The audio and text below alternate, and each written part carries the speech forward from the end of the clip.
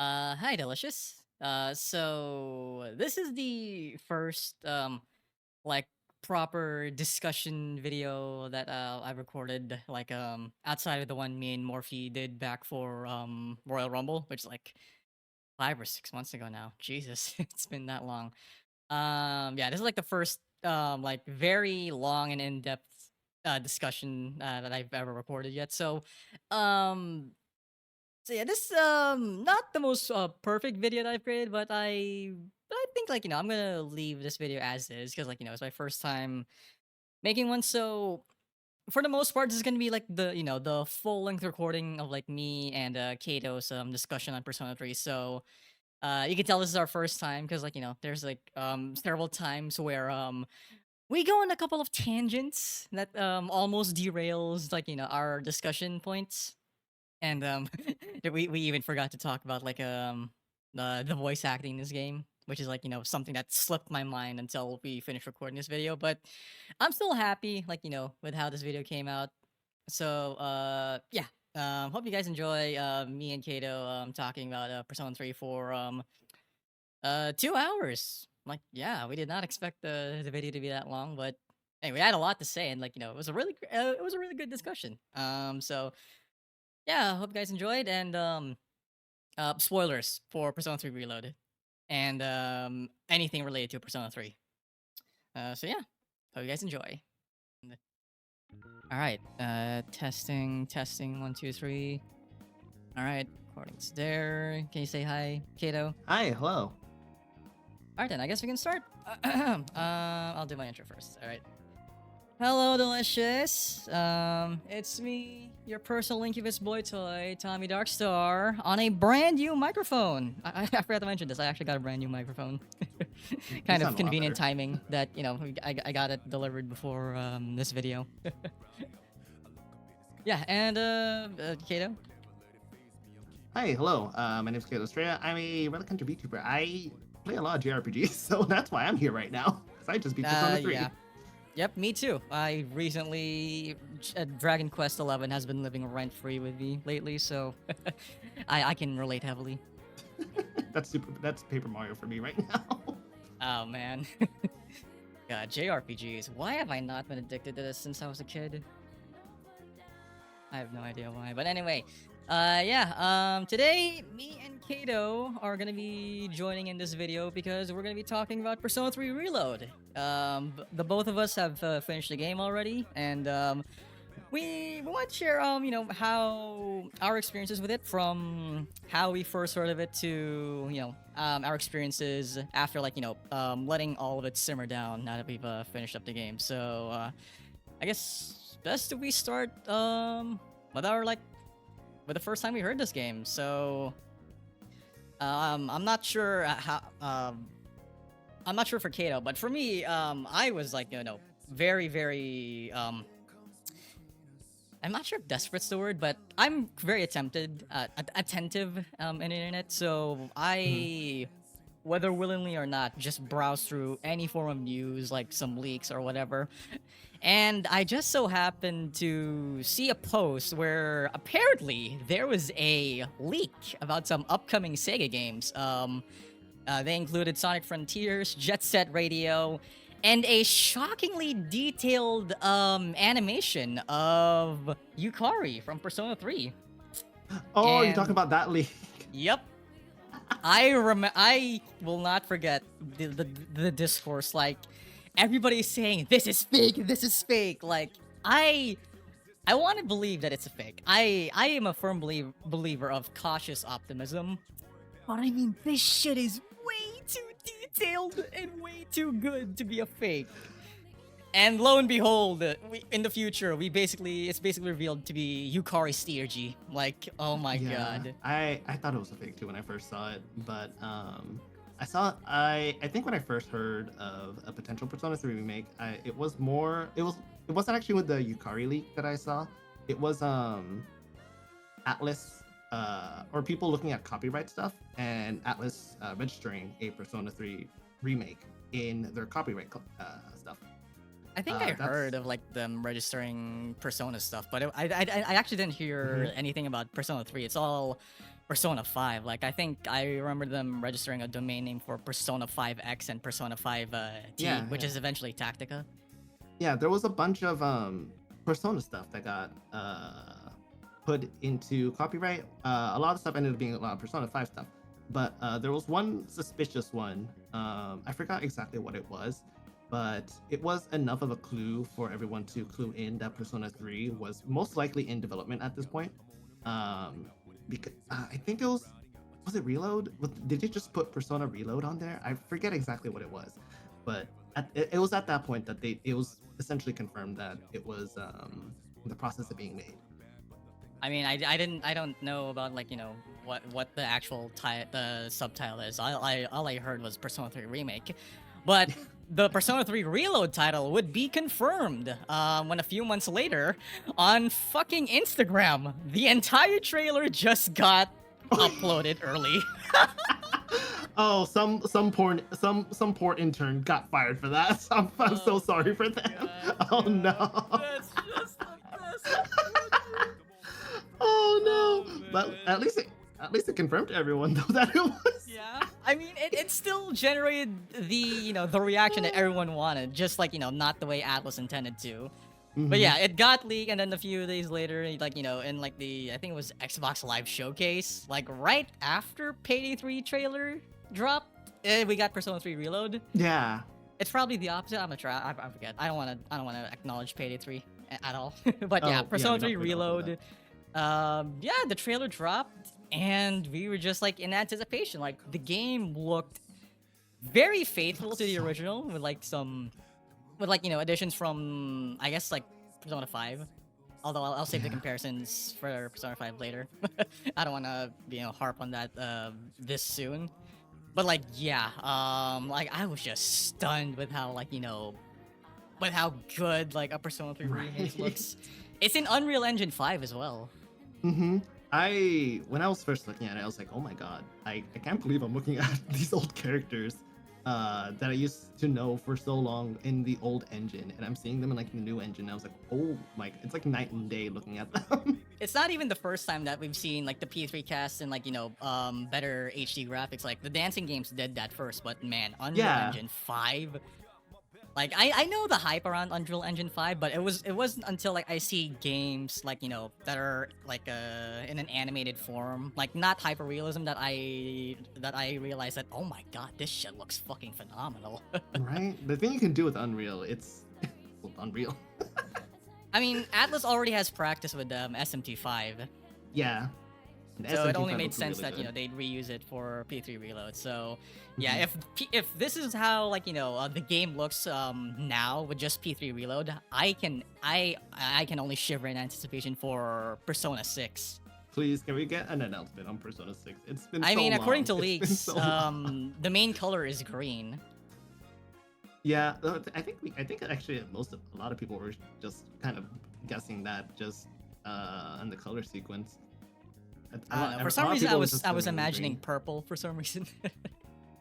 Mm. But yeah, speaking of looks, one more thing that immediately popped out to me was like, how different the aesthetics for Persona 3 Reload are compared to the original. Because like everything here feels like way more stylistic. Like, and I'm gonna bring it up again, but yeah, it's very reminiscent of Persona 5. Like, as much as we want Persona 3 Reload to stand on its own and like be more Persona 3, like you just can't ignore the elephant in the room and just like notice the influences of Persona 5. I think at least for me, as someone who has played Persona 5 way too many times at this point, the things that I was noticing between that is not really, it wasn't too drastic. It was more so just Atlas has gotten really good at making menus. Like if you also look at the game that they're releasing right now, I forgot Metaphor? exactly what it was. Yes, if you look at that, the menu in that one also looks like really good too. Absolutely. Atlas, Oh my god. Atlas has practiced a lot, has learned a lot from menu making from Persona 5, and they took those lessons and they applied it to all of their recent game titles, and it shows.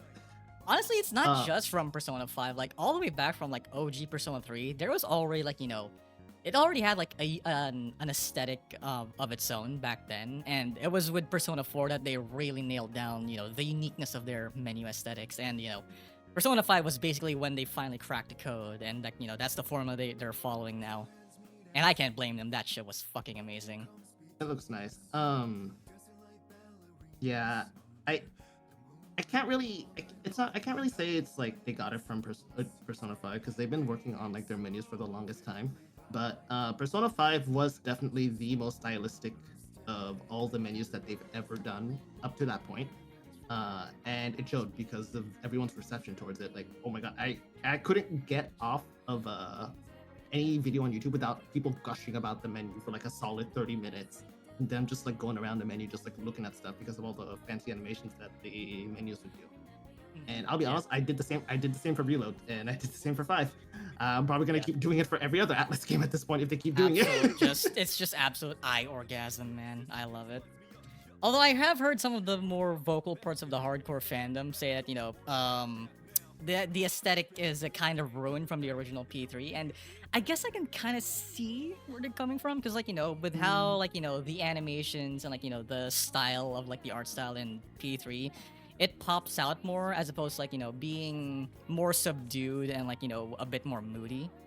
And well, they do kind of get the moody feeling of the menu screen, the main protagonist just just floating around and some sort of in this underwater feeling. That's the feeling that they invoke, that the MC is just floating underwater, and and the way that the animations transitions, a wave splashing over him, transitioning from one scene to another, like him waking up from a dream or something. Yeah.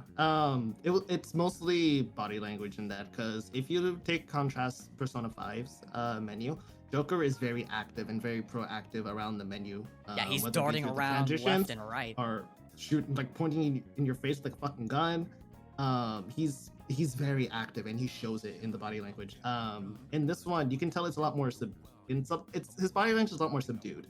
Yeah, Makoto's just letting is going along with the flow. Mm-hmm. Yeah, that's basically his entire vibe. Makoto just goes with the flow. Yeah, I will say, in regards to the animation, I did not like the awakening scene in Reload as much. Oh as yeah, I did in the I understand it, because another thing with the aesthetics is the cutscenes. The original cutscenes absolutely nailed down this dark and surreal tone that Persona 3 is going for. Although, hot take, they nailed down the tone, but the execution on some of the cutscenes weren't the best. They leaned heavily into the style that it kind of made a lot of the scenes incomprehensible in OG. But at least back then, it did have the tone. A lot of the cutscenes, even the animated ones in Reload, it doesn't nail that tone. And I expected them to improve on that. My god, what? Okay, honestly, I don't think they've had cutscenes that that are better than vanilla Persona 5, because compare vanilla Persona 5 to a lot of the cutscenes and Strikers, and hell, even Royal. The cutscenes in Persona 5, they feel so smooth. They don't feel your this might sound weird, but they don't feel the typical isekai anime animation where it's just generic characters moving around. No, it felt vibrant. It felt live. The characters feels like they're popping around. They're I guess it's the zoom, the zooming effect that some in some of the cutscenes in Persona 5 Vanilla. Yeah, the camera angles that they take. Yeah. Whereas in any other Persona game after that, even in Royal, it's it feels generic. They don't do anything crazy or unique with the camera angles, and it's weird because that's the case for the animated cutscenes, but in some moments in the in-game cutscenes, it's beautiful. The cinematography, how they direct the shots, oh my god, it feels like I'm watching Better Call Saul for some reason. Kino cinematography, it's weird. It's bland and generic on one end, and it's immersive tense, vibrant, haunting on the other. Like my god. I'll show some screenshots of like some of my favorite shots and like post anything, but my god, it's like weird in Reload. Like again, great game, great aesthetics, but they don't go all out with it at some points when they should have gone out with it. Like I think there's a perfect scene where like they perfectly went all out with one moment, but we'll talk about that with like the story segment later. But yeah, the aesthetics of Persona 3 Reload, freaking gorgeous. Like arguably better than Persona 5. I feel like that's a really good. I think we can safely say that. I think it comes down to just personal taste because they both look great. I personally can't really choose one over the other. I've never been able to choose any of the Persona games over the other. Like everyone always says, like, oh, the one that you start with is the one that is gonna end up being your favorite. But I started with 4, and despite 4 being my very first Persona game and the whole reason why I even started getting into Persona to begin with, I can't definitively say it's my favorite. Like there are moments in Persona 4 that I love, some that I hate, still don't like to this day. And then there are moments. Teddy. Teddy, he kind of grew on me. He's not the worst part anymore. I mean, yeah, but that's a common take. Yeah, but in the rest of the games, I can find faults in all of them, and I can't choose one. I just like all the games. Yeah, same goes for me with Portable, because like I played it before it came out on Steam, where because it's like my first Persona game, like a lot of its faults I didn't even realize on like my first playing, because like I was just immersed like how Persona works. Like like there's a lot of like systems, like mechanics and like things that were introduced for me for the first time. Like honestly, it's officially my first JRPG, so not just with Persona, like a lot of JRPGs I play will be like compared quite a bit to my first experience playing Portable. And like like you said, a lot of things there, like I liked it then, but I don't like it now that I play more. Like I play Portable again when it came out on Steam, and like coming from Persona 5 Royal like months ago, like oh my god, it felt unbearable to play now, and I'm shocked that I actually managed to get through it on my first playthrough.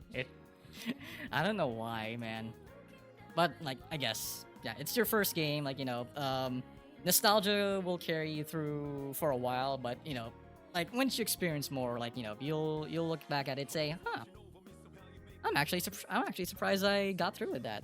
Like like even though you acknowledge its faults, like you can't bring yourself to truly say that it's bad. Like you still had a great time enjoying it, so you'll be a bit more forgiving for it, but you can still acknowledge the faults of it. That's how it is for a lot of old games. Because there are definitely some games that I played that have not stood the test of time very well. Can you name one off the top of your head? There was this one Star Wars game. It was like really old. It was like a GameCube Star Wars game. It was called the Clone Wars. I had a lot of fun when I was playing it when I was like a kid. Going back at it, it's like the story is nonsensical. The gameplay wasn't also that great because it's mostly vehicle fighting, but there are like some segments where you have to be on the ground fighting as a Jedi, and those moments are not that great now looking back at it because the controls were so fucking clunky. Was it like Twisted Metal? Oh, the dev? The gameplay, because you said like it's like a racing game, but you fight. No, it's vehicle fighting, not racing, kind of. Well, there is like a couple fighting. of racing. Actually, I haven't played Twisted Metal. I'll be completely honest, I don't know. But it's like you go through a mission in like a certain vehicle, whether it be a ground vehicle or an aerial vehicle, and you have to go through and do certain objectives and get through the story. Okay, I might look into that because like Star Wars has a rich history of like gaming libraries. Probably not that game. Hey, who knows? Not that one. Hey, the Jedi games have like really sucked me into Star Wars gaming, so I might want to take a peek at like some of the classic games, like the OG Battlefront games maybe, and Okay, like there's those one pod are racing good. game that I played back as a kid. I forgot what it was, but I had a blast with it. Like I'm a racing game nerd back when I was a kid, and like I really want to play like a racing game these days, but a lot of them just either suck or they're sim racing.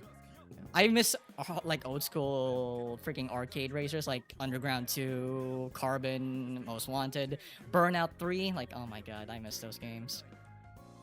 Yeah, we're getting way too sidetracked. We're just Yeah, I was talking gonna about. say. back to All right, yeah, Persona. yeah. Next on the agenda, the soundtrack. Back to the first trailer that revealed. How about that goddamn Lotus Juice music? Like, oh my god. Are you talking about the night music? The night music? No, Was not that- the. We'll start with like the music that played like in the first trailer. Oh yeah. Yeah, it's the song that played like when they like got their new trip. Like, oh my Mhm. god, I freaking love it. Lotus just never gets old, man. I love him. No, he never does. He's never going to get old for me. But like, yeah, But- I like if one of the main things that Persona is known for, aside from like its like characters and gameplay, it's the goddamn soundtrack. So Yep. Persona 3's soundtrack is one of the most beloved in like the entire franchise. So this is one of the things that they really needed to nail down, and they fucking knocked it out of the park, man. Like, goodness me. Like Lotus Juice, already great, and like the new lead singer as well. Like, she had like big shoes to fill. Like considering like who like preceded her. Who was her name? The original singer Yumi something. Yumi I Kawamura. don't- Yeah, no, you got it right. Yumi Yeah, Kawamura. Yumi Kawamura. Yeah. Wait, who's the new singer though? Azumi Takahashi. Yeah, Azumi Takahashi. Yeah, big shoes to fill. Because like Yumi Kawamura was just like on her A game when she like made a lot of the when she performed a lot of the original soundtrack for Persona 3, and yeah, she really nailed it. Like, oh my god. Mm-hmm. Reload has officially one of my favorite just background songs to listen to now. Yeah, the night music, Color- like you mentioned Color earlier. Night. It's Oh my it's God. it's such a good song. I listen whenever I'm just like working on random shit. I will literally just have that song on loop in the background. It is such a good song. Yeah, a lot of the new songs are really freaking bops. The new intro to Reload. Oh my god, that's so hype. I wouldn't say it's iconic. It's as iconic as Burn My Dread, but man, I will say I still have a special place in my heart for the OG opening. Yeah, I prefer Soul Phrase actually, because like Portable is like my first game, and Soul Phrase is just like stuck in my head since then. But man, freaking New Life. Oh my god, it's already cemented itself as one of the best openings in Persona, and the rest of like the new soundtrack that Azumi sings as well, and her like her own renditions of like the classic songs like Memories of You. Oh my god. Oh yeah. I think I actually prefer Reload's version of Memories of You over the OG. Really? Yeah, I don't know. I just like it more. I mean, it doesn't feel that different. Like they're both amazing, but I mean, I can see why.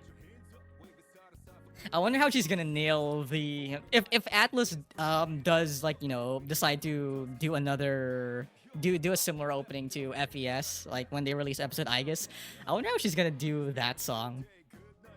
Are they gonna do it again, or are they gonna like make a new song?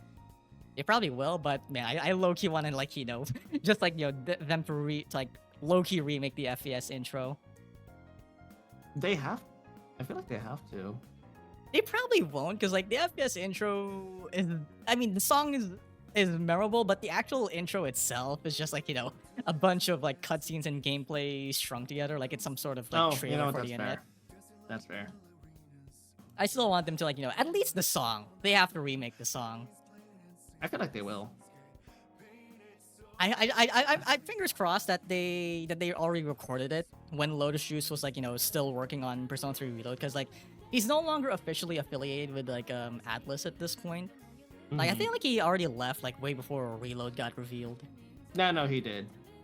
Yeah, but my fingers are crossed that he recorded like a remake of that song with Azumi. I feel like they have to. Like it's like despite everything, it's still like kind of attached to it. But they're not. It's not. But they're calling it episode Aegis, so they might record a new one instead. Which in that case, I'm still excited for it, man. I want to see like what they cooked up.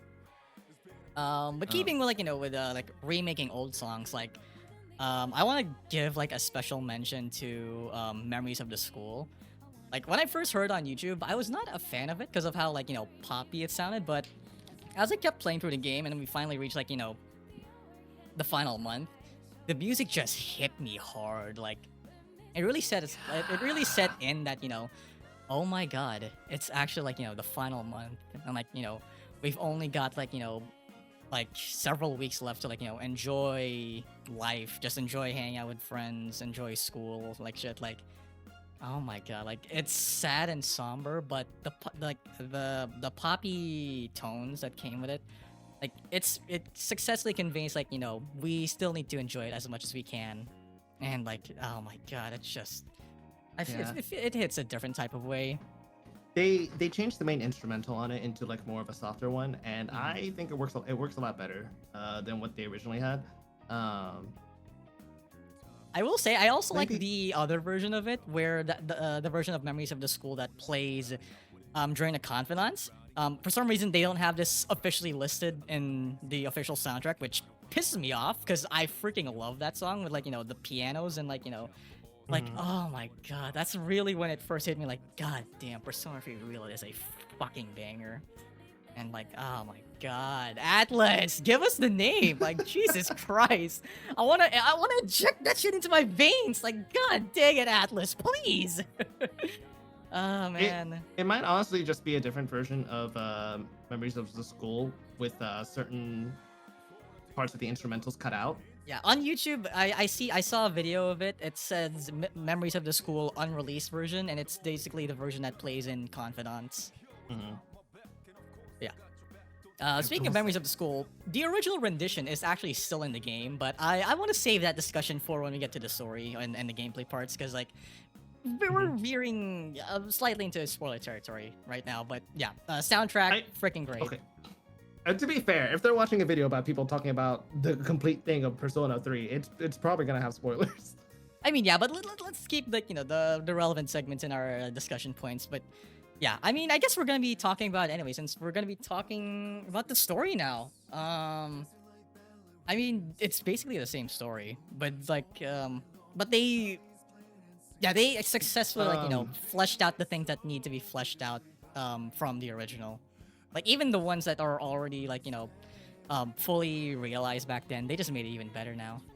yeah, I will say, I feel like the only character that's actually suffered in Reload in terms of like character development is probably Akihiko. How? Uh, his, his in the OG, he used to show a lot more concern about Shinji a lot earlier than when we actually start seeing it happen in Reload. Really? Uh, hmm It didn't feel all uh, that different to me. when was the last time you played the OG? Also, I mean, I did play like portable on Steam like a year ago, so did probably you play? fair. Did you I play didn't through finish it. the girls? I didn't finish it sadly. Like I said, like it felt it really felt unbearable because like how Tartarus felt back then compared to now. But we'll save that for the gameplay segment. Yeah, I don't know. I just feel like um I just felt like Akihiko as a whole was more of a stronger character in the OG Persona 3 than he was in Reload. Also because they have to they're trying to also tie in everything into the arena games too. Um I actually so have not played the arena games, so I'll have to base it on is like some cutscenes that I've heard. Like what connections did they make? Because all I know is that Akihiko wanted to become like a police officer in arena, and they did. There's a scene with like uh Akihiko and Officer Kurosawa here, not a police officer, he was gonna go off and explore the world, which is what he did in arena. where he became a protein shake addicted dumbass. Yes. So which is why he also didn't mention protein nearly.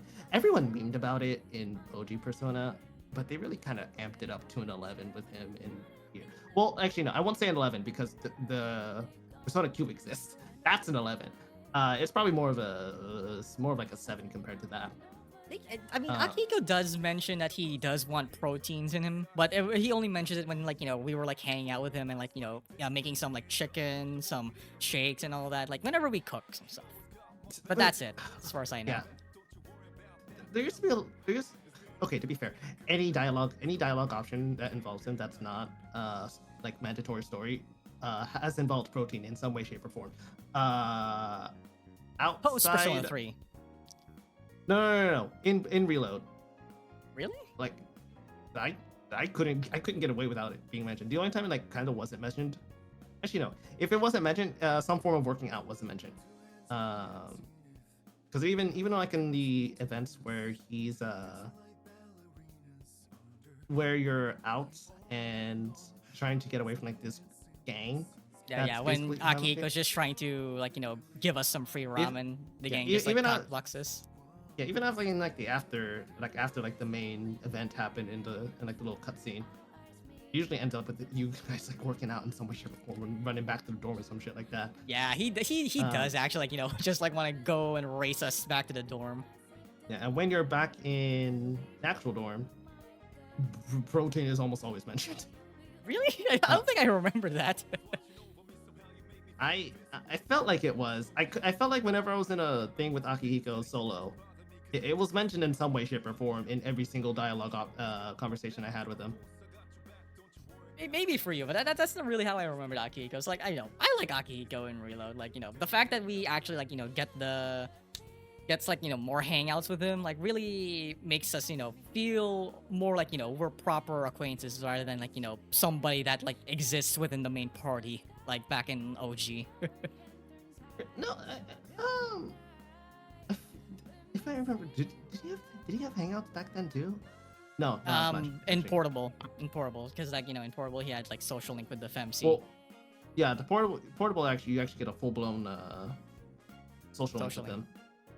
But yeah, here in Reload we get the hangout sessions, and like, this is what really like fully sold me on Akihiko. Like, like we learn, like, about his family. It actually confirmed that he's adopted. Like, I was wondering, like, is Akihiko adopted? Is he just living on his own? Did Mitsuru pull some strings for him? But like, no, he actually has a family. And like, it's really sweet that they sent him, like, his old cardboard medal that was made by his like deceased sister Miki, and like, they really wanted to, like, him to carry it because like it's in better hands with him. And Akihiko, like, trying his best, like, not to acknowledge it, but at the end of it, like, he decides to, like, carry on because, like, it's what Miki would have wanted. Like, that's so sweet, and I love Akihiko for that, man. Akihiko ends up being the only party member in the entire group who has loving alive parents. Oh my god, you're right. Holy shit. Wait, I mean, if we're talking about alive, Yukari's is there. The Not loving the part's mom. probably. I mean, yeah, the mom is alive. She's just not. No, loving.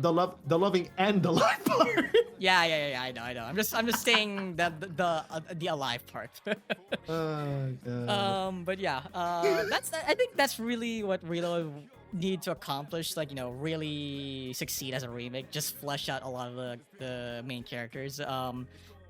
And speaking of fleshing out, Strega, hell yes. What we got from them is absolutely what we should have gotten all those years ago in OG Persona 3. Chidori's is already, like, an amazing character, so all you really need to do is just to refine it even more, and oh my god. Her scenes with Junpei are even more sweeter than they used to be. Are. Really, this is where Unreal Engine, like, really helps, because, like, we get to see more details, like, their relationship. Like, even, like, just like the regular, like, them meeting in, like, the bench over, like, that one area.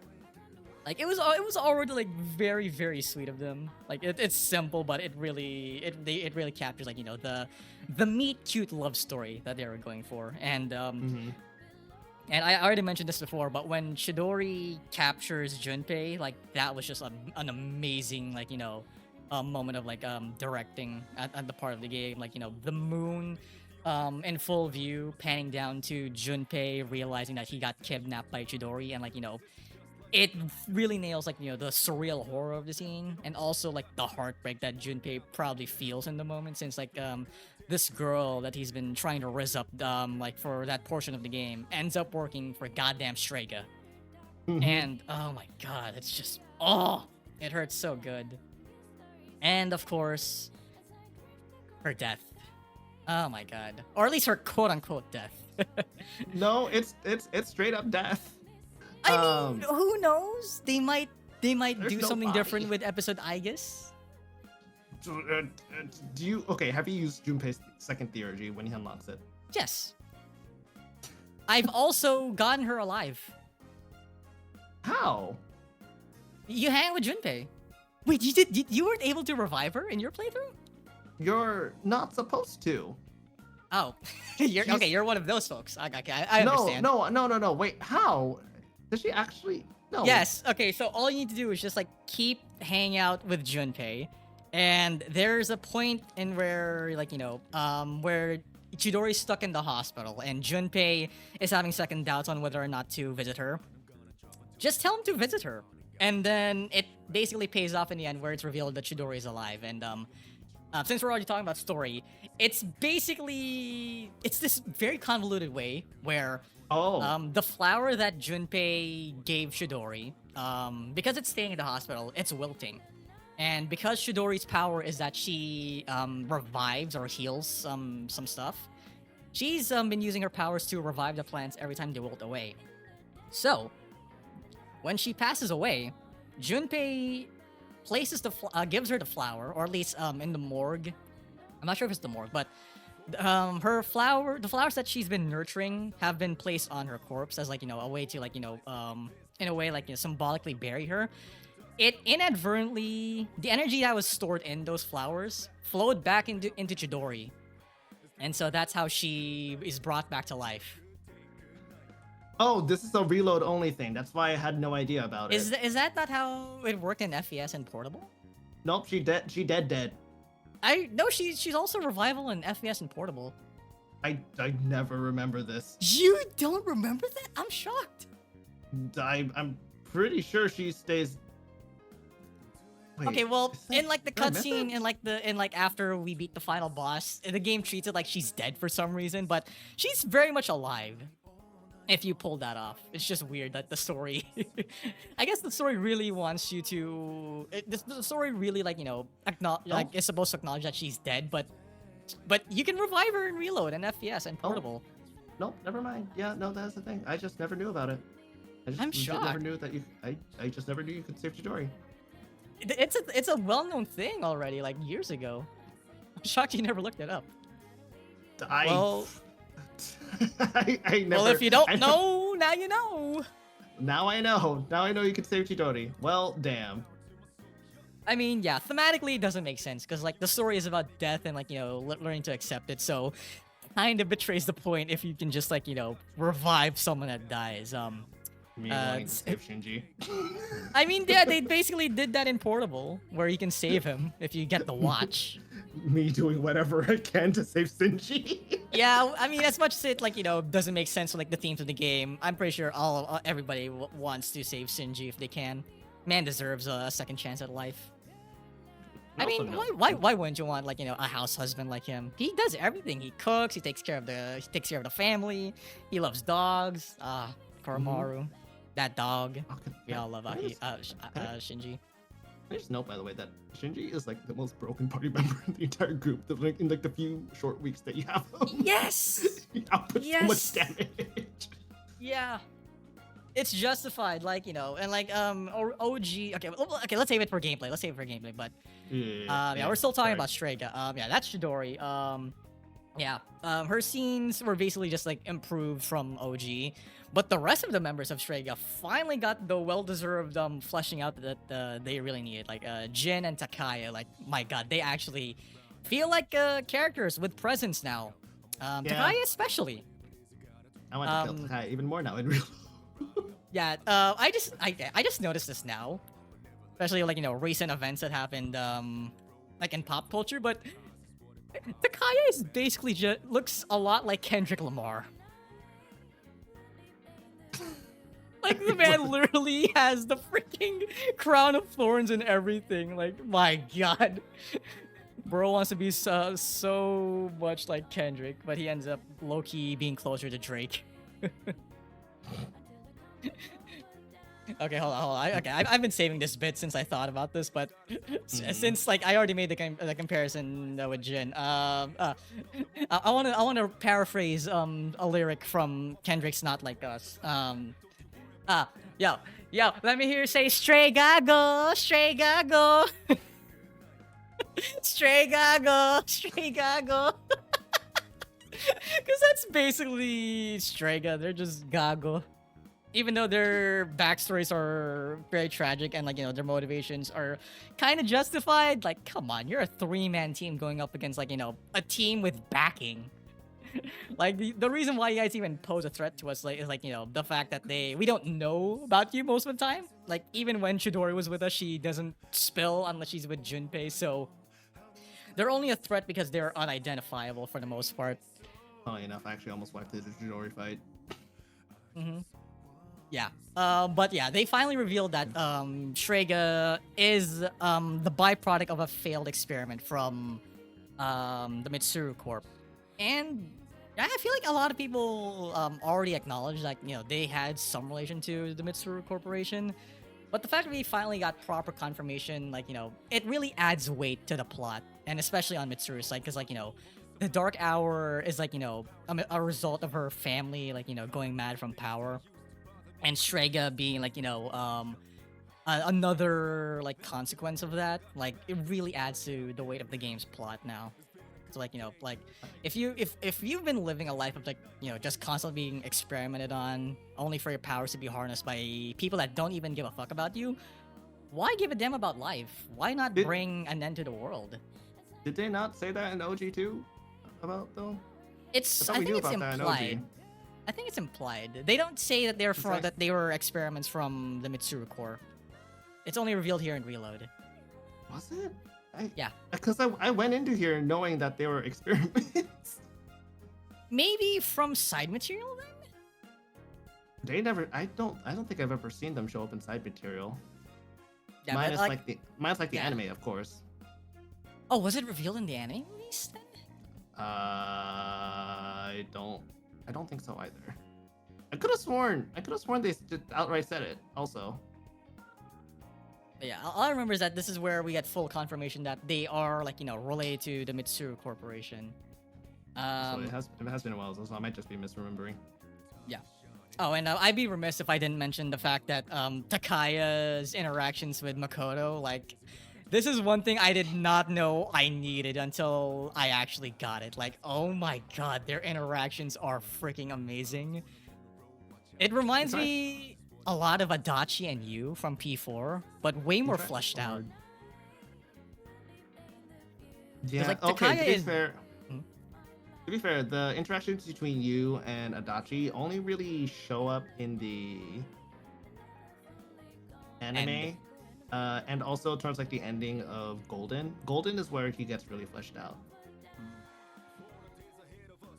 Yeah, I'm pretty sure they took the idea from Yu and Adachi and applied it to Takaya and Makoto.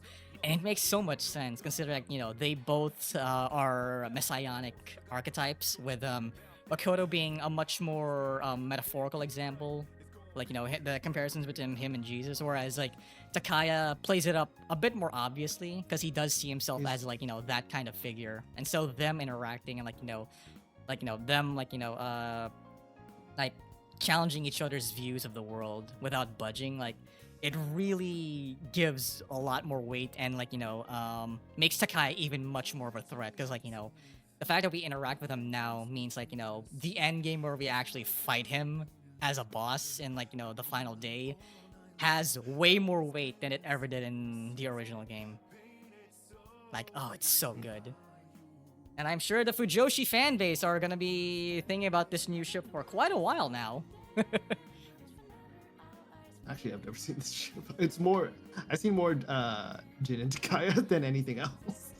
Oh, I mean, yeah, there's definitely strong Jin and Takaya here as well. Considering, like, you know, with the backstory that's revolved, like, you can very easily read, like, you know, Jin's loyalty to Takaya as, like, you know, falling in love with the man that saved you. Like, I mean, it's basically there to be read by everyone. Like yeah, Jin just glazes Takaya whenever he wants. Wouldn't be surprised if he glazes Takaya that way. Oh my god. Oh yeah. Strega, everyone got their what else in the story? Final day, I guess. Let's go to the final day now, because like that's the only other thing that I genuinely want to talk about. Because like yeah, the final day where I mean the final day of the game, not the final day where we fight next, but like the final day where everyone is on graduation, and like we meet up like with Aegis and the rest of the team after like everyone finally remembers their promise. Like that scene just hits very, very hard, and Yes, it does. yeah, the entire team just went all out with the freaking cinematography and the direction of the story. Like hell, even the UI changed. Like instead of like the standard 16:9, we get like straight up like cinema mode, like like oh man, the directing, the song, like this is where we get like the original rendition of Memories of the School playing. Only now it's mixed in with the original version of Because I Will Protect You, and it just hits so freaking hard in that moment where, because to the original, to like anybody that's just like coming into Reload just playing it as is, but like without like any knowledge of like OG Persona or OG Persona 3, like it's gonna be an emotional moment, but I'm pretty sure the actual weight of the scene will probably be lost until they fully acknowledge like what the protagonist had to sacrifice. But when you do realize it, like and you just like watch the scene as it is, like oh my god, the protagonist, like it's perfect. Like it's overproduced as hell, like way more than any other scene in the moment. Like the freaking dialogue choices like change from like the standard one to like actual choices like you'd see in a freaking visual novel, like of like whether you go to sleep. I know. Like I'm like weirded out by how overproduced it is, but like hey, it gets the point across. Like oh my god, do we want to choose one or the other, knowing that the choice is basically the same? But like oh god, I'm not really a crier, and I didn't cry at the scene, but I just felt daggers on my heart constantly on this scene where we just hear Aegis, crying her heart out because like I think she already knows what's gonna happen. Like, was it already established that she knows what Makoto had to sacrifice? I mean, do you want to get into episode Aegis spoilers? I mean, I'm vaguely aware of it, but all I want is, did Aegis know that Makoto sacrificed his life to save everyone so that they can fulfill their promise on graduation day? N- Because like I get that she's the way the scene's framed, like the way that like she's very emotional in the scene. Like I think she knows. Have you ever played the? I know the story. I know the story of the answer, and I already know why he's called Dorkun. Don't worry. Okay. No, she doesn't know until the end of the answer. Oh. No because one like does. the way that the scene is like directed, like it seems like Aegis knows that the protagonist is like on his final moments, like when he's lying down on her lap. Like if like there's like a scene where you're like presented with a dialogue choice, and like if you just like don't do anything, you just hear Aegis sobbing. Well, also if you kept talking to like people during like near the end, you could also the Makoto did not look good. He was pale as fuck. Like the dialogue choice. The dialogue just says good. like he does not look good. You look sick. You look pale. Yeah, everyone always says like, "Are you good? By the way, you look pale as fuck." Like, "Are you good?" Everyone's asking him whenever you talk to like the final segment of the game before you head up to the rooftop. And that was like the day before. So imagine how much worse it got the day after when they actually went to the roof on graduation day. Yeah, that's like, why I'm wondering why is shit. Aegis crying so hard if she's not actually aware that Makoto is actually about to die in her arms. Is she crying that she's I guess she's crying because like she's happy and like she's about to reunite with everyone, but again it's a bit confusing with all the context that I've read. Maybe episode Aegis will clarify. it was, at least in the original. The original intent was for it to be left ambiguous. A lot of people could have inferred that he died, but since it was left open, it could also just be implied that he just went to sleep. Until FES, basically. Yeah, answer was basically. Do we really want to get? Do we want to get into spoilers? We'll save episode I guess for when it comes out. Okay.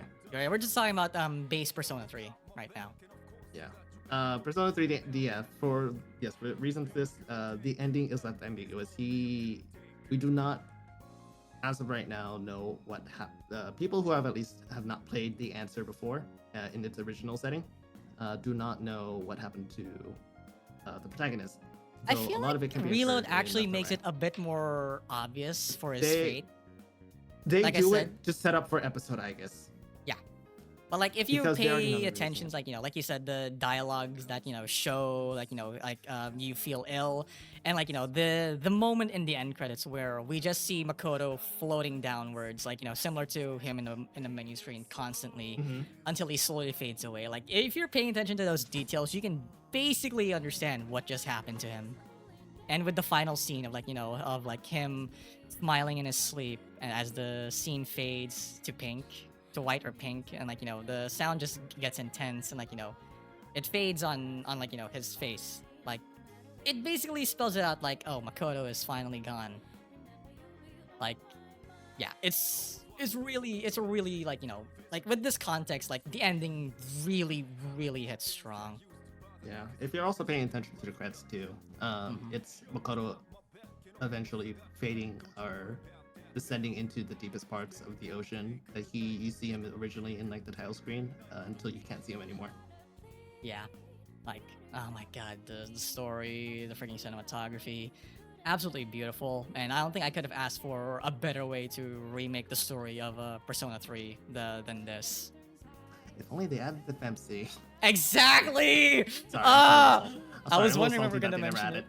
I'm sorry. I want a lot of us are salty. I'm salty. I'm holding out hope. I am holding out hope. No matter how small, no matter how impossible, that they will add her after episode I guess. The director says it's impossible because of the work that needs to be put in. But hey, I'm gonna channel the energy of the Gojo fans from JJK with this one, okay? I believe that after episode I guess, Katona Shiomi will be seen once again by gamers. Mark my words, man. If anything, if she never shows up, I have the mod that the team has been working on at an amazing pace. Yep. Oh my god, Atlas, you should hire them because the immense amount of work that you said is going to be done is already being done by They're doing it for free, Atlas. They're doing it for free. You don't even need to pay them. They're doing it for free. No, you pay them though. But okay, I pay them, absolutely. Right now, they're doing it for free, and they got so much done in such a short period of time. Exactly, my god. It's only a matter of time before we get an actual Akihiko social link as well. Oh, hey, fingers crossed, we might get the Hermit and the Strength social links from Portable as well in mods. I mean, hey, in Persona 5 Royal, we got the Akechi romance mod that everyone's been waiting for. Who knows how long that? Who knows when that's gonna happen for Reload? I forgot about that. It's only recent, man. I know. I looked at it and so I was like, I was kind of wondering when this was gonna pop up. I actually remember an older version of the mod, on the PlayStation version, where we get an Akechi romance for a female Joker. I know people have already modded Yosuke's the left out content for romance back into Persona 4 Golden because the files are still there. They never removed them. They just haven't been used, so people have just reused it. Oh my god, speaking of romance mods, back in Portable, I know of Junpei's unused dialogue where he confesses his love to Katone. I actually don't remember that. Modders, if you have the balls to do it, make that a mod. Because I want to see Junpei get his heart broken twice by the death of his beloved. Oh no, why are you doing this to him? I'm sorry. So But mean. it's absolutely insane that Atlas actually like thought it was a good idea to like, not only have Junpei romance one girl and have her die on him, have him romance the femc and have her die on him as well. Like, how would that even work?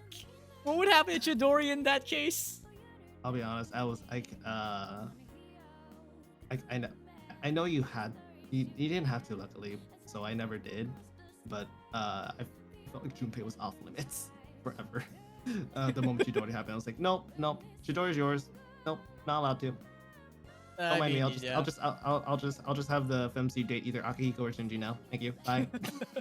I mean, the social link with Junpei in Portable was never romantic. It was just straight up friends, okay? But the fact that Atlas genuinely considered a romance route for Junpei outside of Chidori is insane. I just want to see it just for the insanity. Lobotomy Kaizen has dulled my shame. I want nothing but chaos at this point. Don't hurt the poor boy. Yeah, He's been through enough. Yeah, poor guy. Yeah, but yeah, that's the story of Persona 3. It's a faithful one-to-one remake of the original with like even better scenes. Like unlike a certain other JRPG that for some reason is milking the shit out of their story. Wait, which one? Final Fantasy VII. 5, 7? Oh, no. Okay. I'm not happy with the 7 remakes. They look good. I thought you were talking about 5 because they're still milking 5. As a franchise, they are milking it. I'm talking about the story because, like, they're, from what I've heard, they're doing a trilogy in FF7. Like, imagine we got that for Persona 3 Reload. Like, I think God. I think it's a good job. They're able to add. From what I was, because I will say I haven't played it, but I have been watching people play it from like start to finish. I think it generally does a really good job. Because I actually do want to play it because like I've never played a Final Fantasy game, and a lot of the more popular games are like the old retro ones with its old, like outdated gameplay. So I feel like I might not enjoy it as strongly as most people would. So like if Final Fantasy VII, like the entire trilogy, finally gets to PC, then I'll play it so I can experience Final Fantasy for the first time. Yeah, you can also, if you have a PS5, you can also do Final Fantasy 16. It has a really good story. I thoroughly enjoyed that from start to finish. Oh, I absolutely want to play FF16 for the sole reason that the combat director of DMC5 was working on that game. Like, my God. The combat was real. I had a lot of fun with the combat. Yeah. But yeah, also if you go to like some of the older Final Fantasies, if you are not a fan of traditional turn-based combat, you are probably not going to enjoy it as much. Yeah, because like traditional turn-based combat is like the sequential combat where you see like a line of like who gets to act first or not, and then you input like based on like who goes first or not. Like yeah, that's probably why I'm not gonna be a fan of like the classic Final Fantasy games, especially like with modern RPGs where you get like your character's action and you like you act immediately, and then like the next character pops up and then you act with them immediately. Wait, what do you mean by that? The modern game. Okay, I'm still new to JRPG, but I'm not sure how to word it. But like in Persona 3 Reload right now, like where it's your turn and you get to control all of your character's actions. Like like the moment it's their turn, like you input like attack, they immediately attacks, and then it changes to the next character like that. You don't have to input several actions for like several different characters and then watch them attack in a sequence.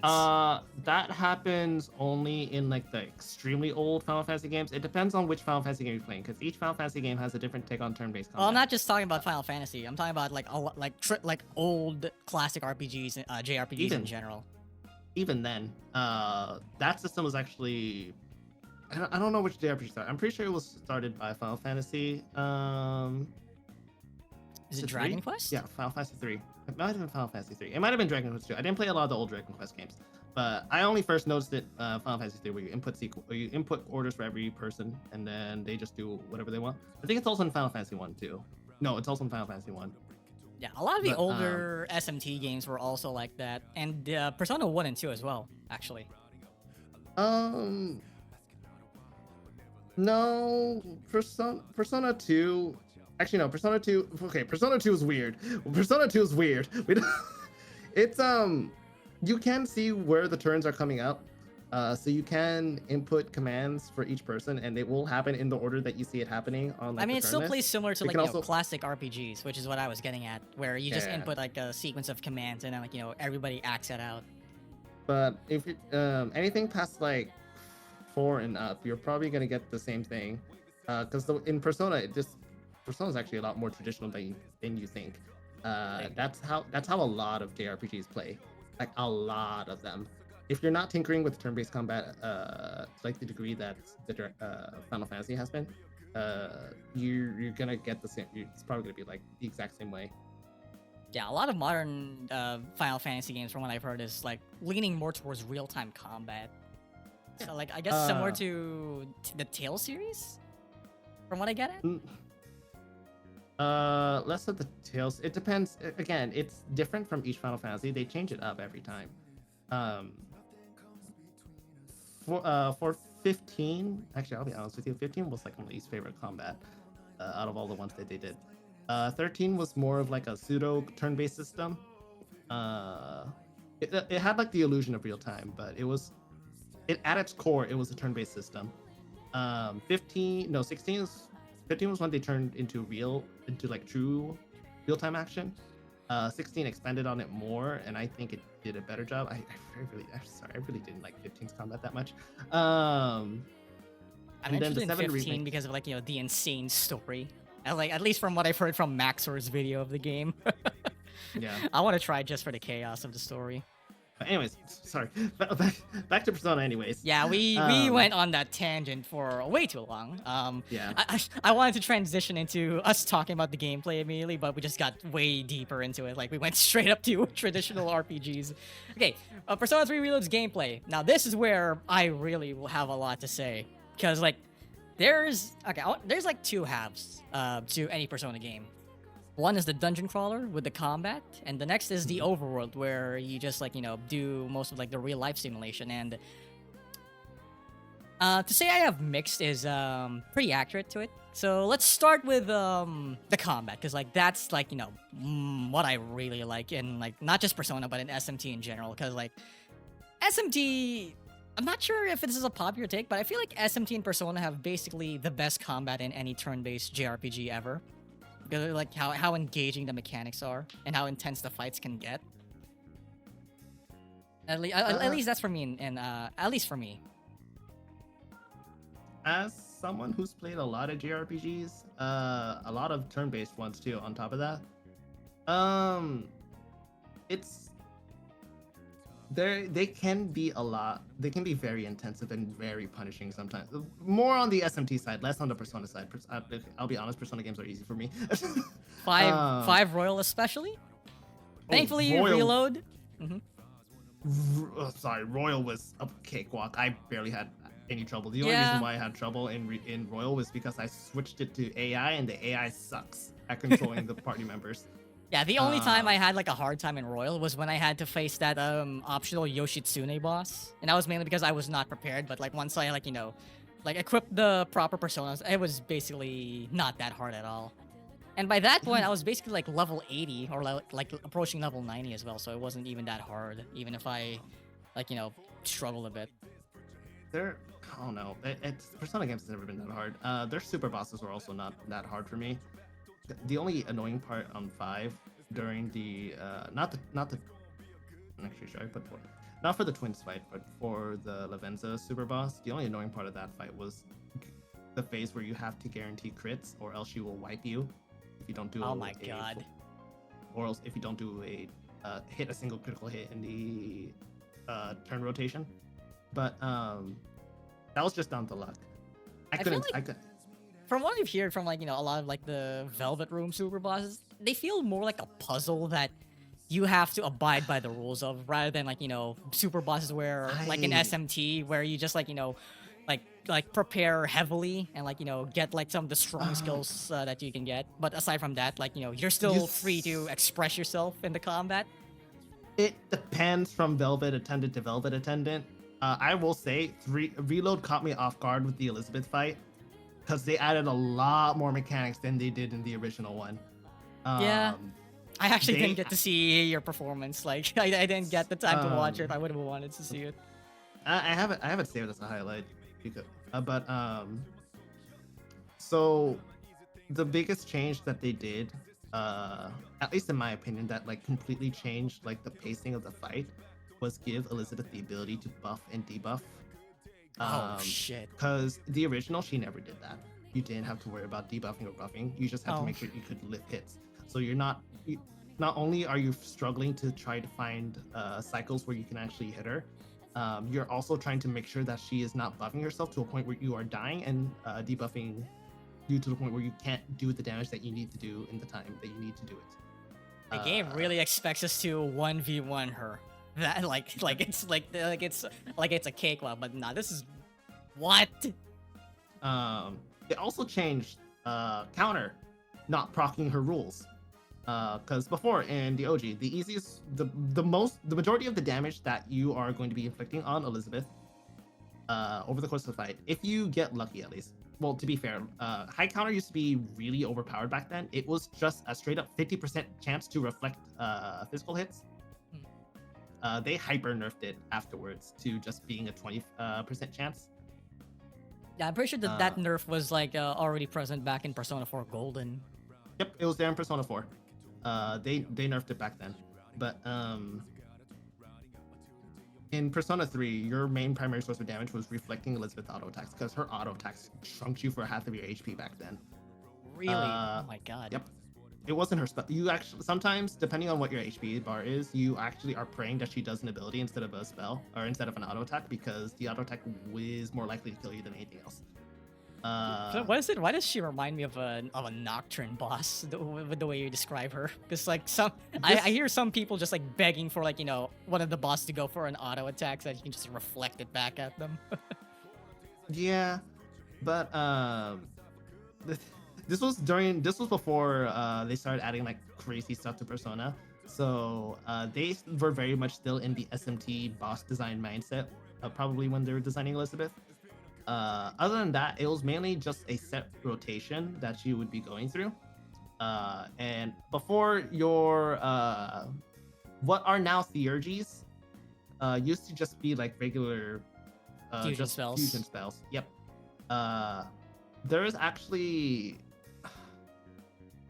there is one point now where you kind of get a free turn if you're lucky, but not really, because during the phase where she can do Masakato when she hits you with the Megidolon, in OG that would insta kill you. Like any Megidolon from her will insta kill you. You have to use Infinity to nullify all damage. That will not proc her rule set. You're able to do that. What you also have to know that I forgot when I first initially was doing the fight, that she also has hidden weaknesses depending on what persona she has equipped at the time. So if she starts out with Cert and Fire, she will be weak to Ice, but it will not be an actual weakness where you get a +1 turn. It will just it's like Noah, basically. Yep, it's like Noah. I fucking hate Noah. We don't, but yeah, that's Nocturne. Yeah, like Elizabeth sounds like an absolute chore to fight, which is a shame because like the rest of Persona 3 Reload's combat is freaking phenomenal. Like you mentioned Persona introducing some really overpowered stuff down the line. Reload did not have that much overpowered stuff outside of the theurgy. The theurgies made everything too easy. I'm gonna be. But yeah, let's talk about like the actual like combat itself, because like coming from Persona 5, like that game was just like overtuned with a lot of stuff like that, like made your personas way too good. Like the freaking traits, freaking almighty amp. Kinda brought that back and made it even worse in this one with the addition of multi-target boost and single target boost. Oh yeah. But I actually didn't feel like, it was that overpowered. Like even though I had like single target boost like early on, like I was doing a chunk of damage, but I didn't feel like I was it didn't feel like the fight was gonna end that soon. Like the enemies generally still feel like more of a threat, and I feel like they did increase like the health to some of the enemies. 'Cause like in Persona 5, even the most basic skills for me it felt like they felt way too strong, and I was playing on hard mode.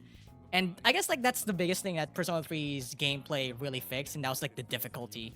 Like Oh hard and yeah, very hard absolutely feels hard, and I can only imagine what you went through in Merciless. I'm gonna be honest with you. I didn't really struggle with Merciless, but they I mean, did yeah, but it notice was the more of fact a challenge it than was Persona 5. okay. Yeah, the difference was Persona 5 and Merciless mode is they upped the amount of damage that weaknesses and technicals did, which inherently made the game easier because it's mostly you that's hitting weaknesses and technicals, Yeah. not really the enemy. Uh, which ironically enough, it during the Okumura boss fight, it's actually more difficult on hard mode than it is in Merciless because you're not hitting the amped up weaknesses of the robots. Uh, hard mode didn't have that, but they still have the super buffed health. Yeah, the Hangman is So basically a similar boss fight to Okumura, right? Where you have to like hit the weaknesses. no, with the Hanged Man, you're trying to just get the angels down so you can actually get the boss down to a point where you can hit the boss. So it's more just like mini phases more than anything. Oh yeah, because like Uh, with Okumura's boss fight, you actually don't get to face Okumura. He just keeps summoning yep, robots. yep. It's Fair wave, enough. it's wave combat in that one. This one was more of a phase combat. Yeah. It was more a boss fight with ad phases. Is more. Oh Well, Okuma is god. just all ads. Imagine if Um, like we don't like you know like EA does a JRPG like Persona 5 and they do an Okumura boss fight. They're all just oh advertisements god, for Amazon and iPod. Jesus Christ. But But yeah, weaknesses don't feel that powerful, even though you are like, it does deal a lot of damage. Like, it doesn't feel like, a guaranteed win. Because, like, it's more like, like an option to help out, like, like charge up the theurgy gauges to your party members. And yep. I feel like it's time we get to that. Theurgies. Oh my god. Koromaru is the most broken party member in the entire game. I will not. I will not change my opinion. Koromaru? Nah, it's freaking Yukari. Okay, Yukari on the healing side, yes. Like she's absolutely broken in the fact that she will just never run out of SP. Has a bunch You of healing. literally She can has a cheese the debuff now. game. You can cheese the game by just running a full physical party, and Yukari will just straight up constantly heal you. And her DRG is just like charges up quicker and quicker. So she has like two options to either fire powerful arrows at you or give like like arguably the most powerful healing theurgy outside of Ken's. Like Jesus she doesn't Christ. have a she doesn't have a healing theurgy. Her Oh, wait, second was it? theurgy is AoE concentrate, Oh yeah. AoE concentrate. which is why Koromaru is broken because he has AoE charge, and combined that with Aegis, Yeah. means that she hits like a motherfucking truck. I'd still prefer Yukari because, like, again, freaking Meteor Rahan is late game Meteor Rahan just like makes her like the most crucial member in the party, Okay. not just for the healing. Ken also gets it. In terms of, if we're talking just like broken theurgies in general, Ken has the most, like, single-handedly the most broken theurgy when it comes to an AoE full resurrection and full auto reflect to everyone once. Yeah. That's Um, actually pretty great against like the Reaper. Yeah, but I hear Akihiko is actually busted in this game, but I never really got to He's- fully trying him out. his niche changed in Reload. Personally, I don't like it because I did like his OG niche better, because I didn't really have a use for a second damage dealer other than Aegis. Yeah, he's more of a healer back in like OG Persona 3, right? Not healer. Because he used to get every single debuff in the game. Back Oh, then. yeah, So he took more of a supportive role. That Here that he's changed to like more of Koromaru. here's more of a mage, like a lightning mage here, right? No, he's more of a physical. He's a mixed attacker. He can swap between two. But the fact that buffs work on him more or better than everyone else can amp his damage up to a kind of ludicrous amount. But preferably, at least for me, I prefer Aegis just because she still has the utility of AoE attack up, AoE defense up. Akihiko's buffs and debuffs aren't that valuable. He needs external support. Like, Yeah, he's if the one that I needs to wanted be buffed now. Yeah, ideally you actually run Akihiko with Aegis, so you have access to attack and defense on him, and agility up. So you have all three. but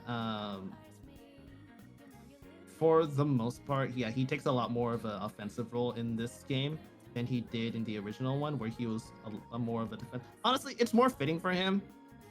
At least in his character in this one, it's more fitting for him to be more of an aggressive role in the party than a full supportive role back then. Because Yeah. he didn't deal like you weren't expecting him to deal the most damage because he didn't get like a bunch. I don't think I remember him getting like any of amps and stuff like that. He just got normal Zeodine and just like a bunch of debuffs and a full heal. Wait, he gets Thunder Rain, right? I forgot. Nope. I don't remember him getting Thunder Rain. At least in Reload. No, he got God's Hand.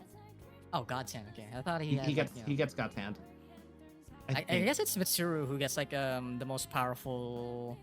She's the only one that gets the severe. Yes. Yeah. Niflheim. Yep. Yeah, I guess for the most part, like the party members got like a really it got a real shakeup from like how they used to play from OG. Like you said, Akihiko's now more of a mixed attacker in this game. The only reason why I say Koromaru's the strongest is not only because of his charge theurgy, the fact that he gets debilitated and is the fastest party member in the entire group means he is guaranteed first turn debuffing the enemy. Yep, Koromaru, the dog, got that dog in him, unsurprisingly, man. He also at least gets Tempest Slash, and depending his items, I wasn't able to get everyone's ultimate items in the end because that's too much grinding, and it's only useful. I don't need them for the super. I can't use them in the super boss, so I'm only really using it for the final boss. But he gets some pretty busted items too. The one. Oh, sorry. I feel like I built Koromaru wrong because like I see his potential as like like a high agility, like high crit, like attacker, but I feel like I expect more into his like dark skills. Oh no, I did. His magic also hurts like a truck. I know, so I guess I think I built Koromaru wrong. Like I'm not sure. Like he's very good, especially in boss fights against like the Reaper, but I again like he's a really tricky boy to handle correctly. Sorry, Korchan. I may or may not have also fed him every single one of the incenses. Oh. He ended up I mean, I don't blame you. I think he did actually end up having a higher magic stat than Yukari, who naturally has the highest magic stat in the entire group. That's insane.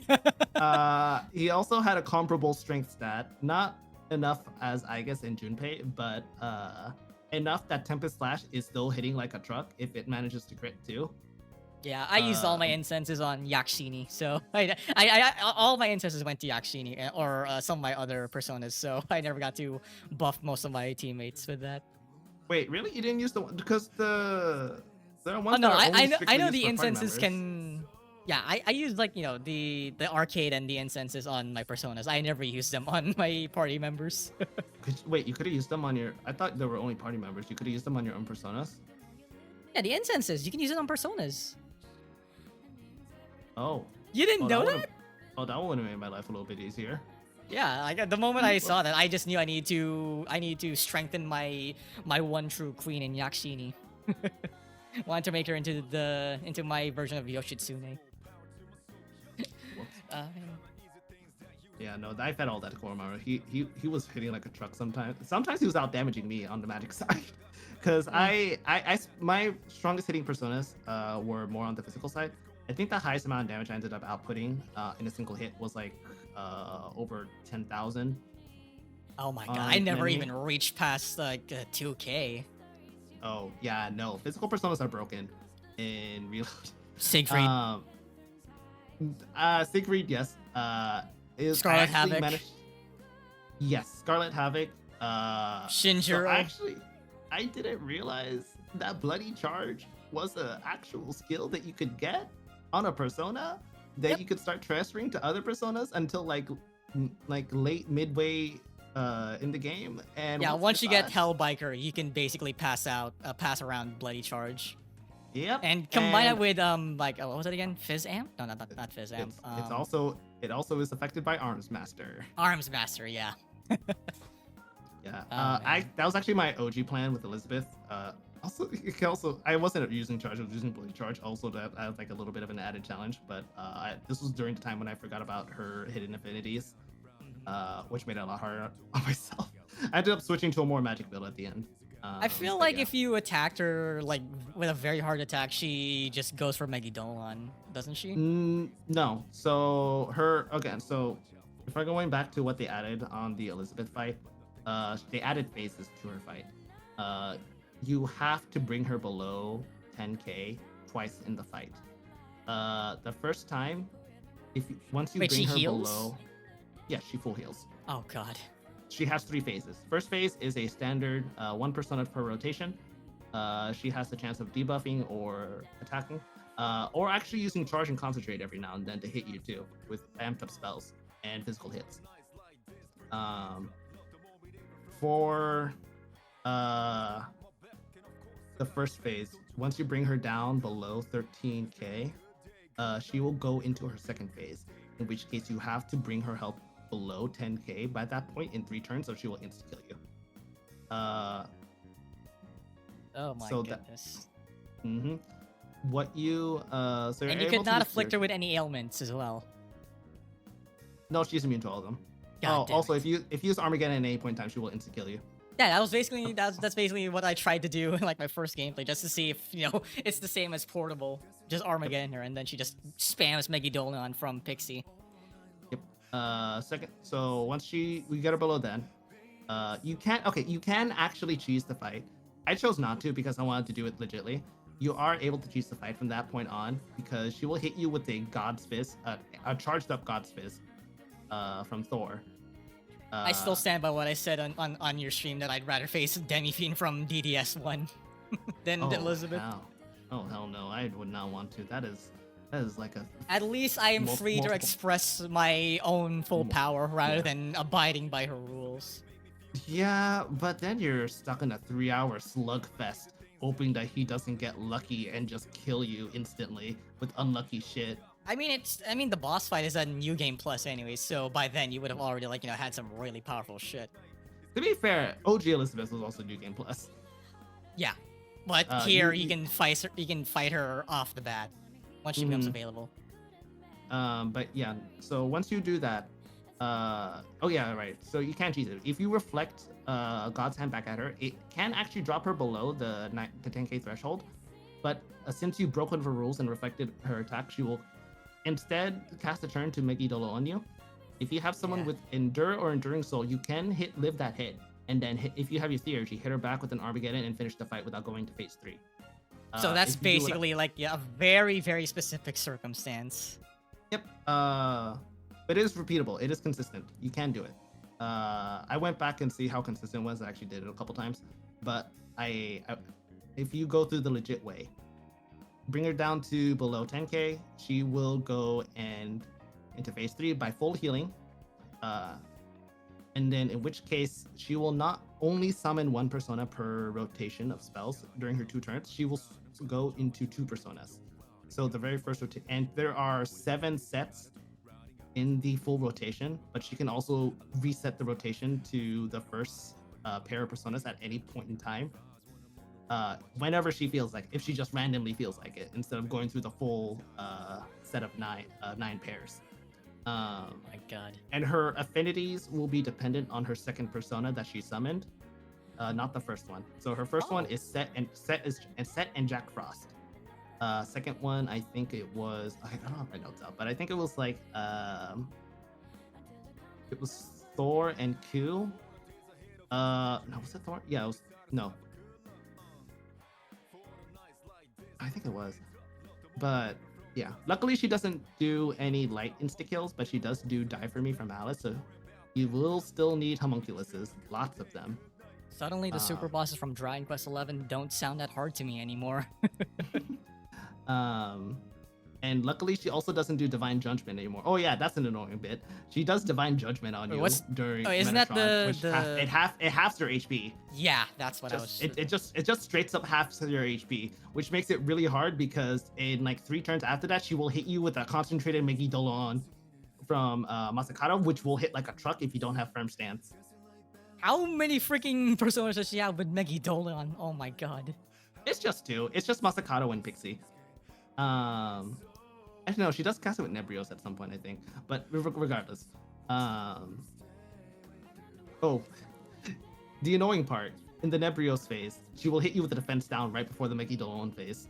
So you have the choice of either buffing, you have to get rid of that immediately, or else you are taking an absurd amount of damage. All this cool shit, the theurgies, the party members, like all that cool stuff introduced in P3R, and you still can't bring them with you in Elizabeth. What the hell, Atlas? Come on.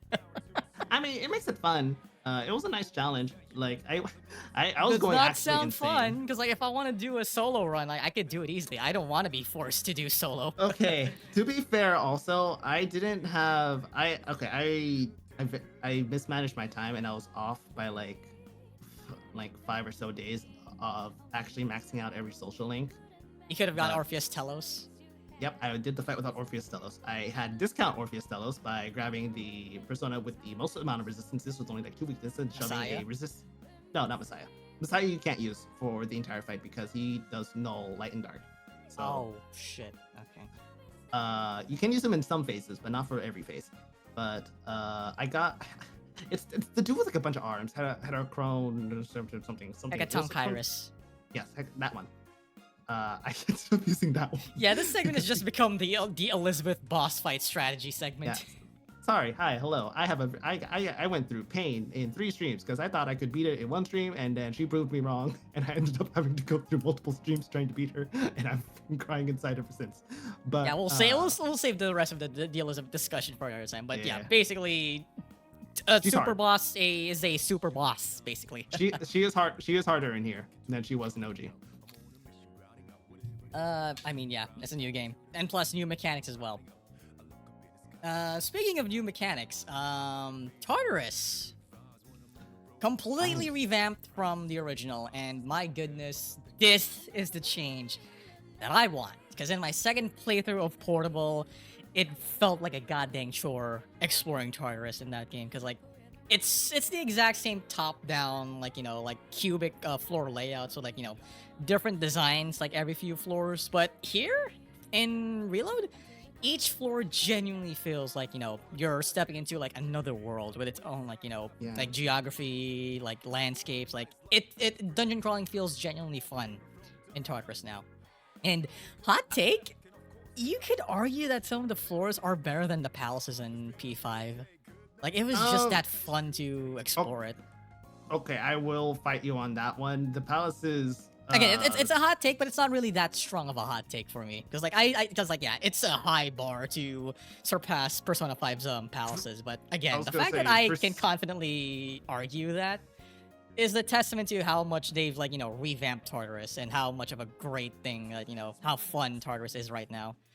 Especially like with the new like the segments that they added in, the freaking doors. Like oh The my Manon god, it's doors? actually. Yeah, the ones where you enter and then like you get like some random rewards at the end where you fight like set of bosses. Oh yeah. Yeah, those ones. The biggest change that I was happy about with Tartarus and Reload is that your party members don't get fucking exhausted anymore. That was so annoying back then. I don't know. I kind of low key miss the exhaustion mechanic, but I guess You actually liked it?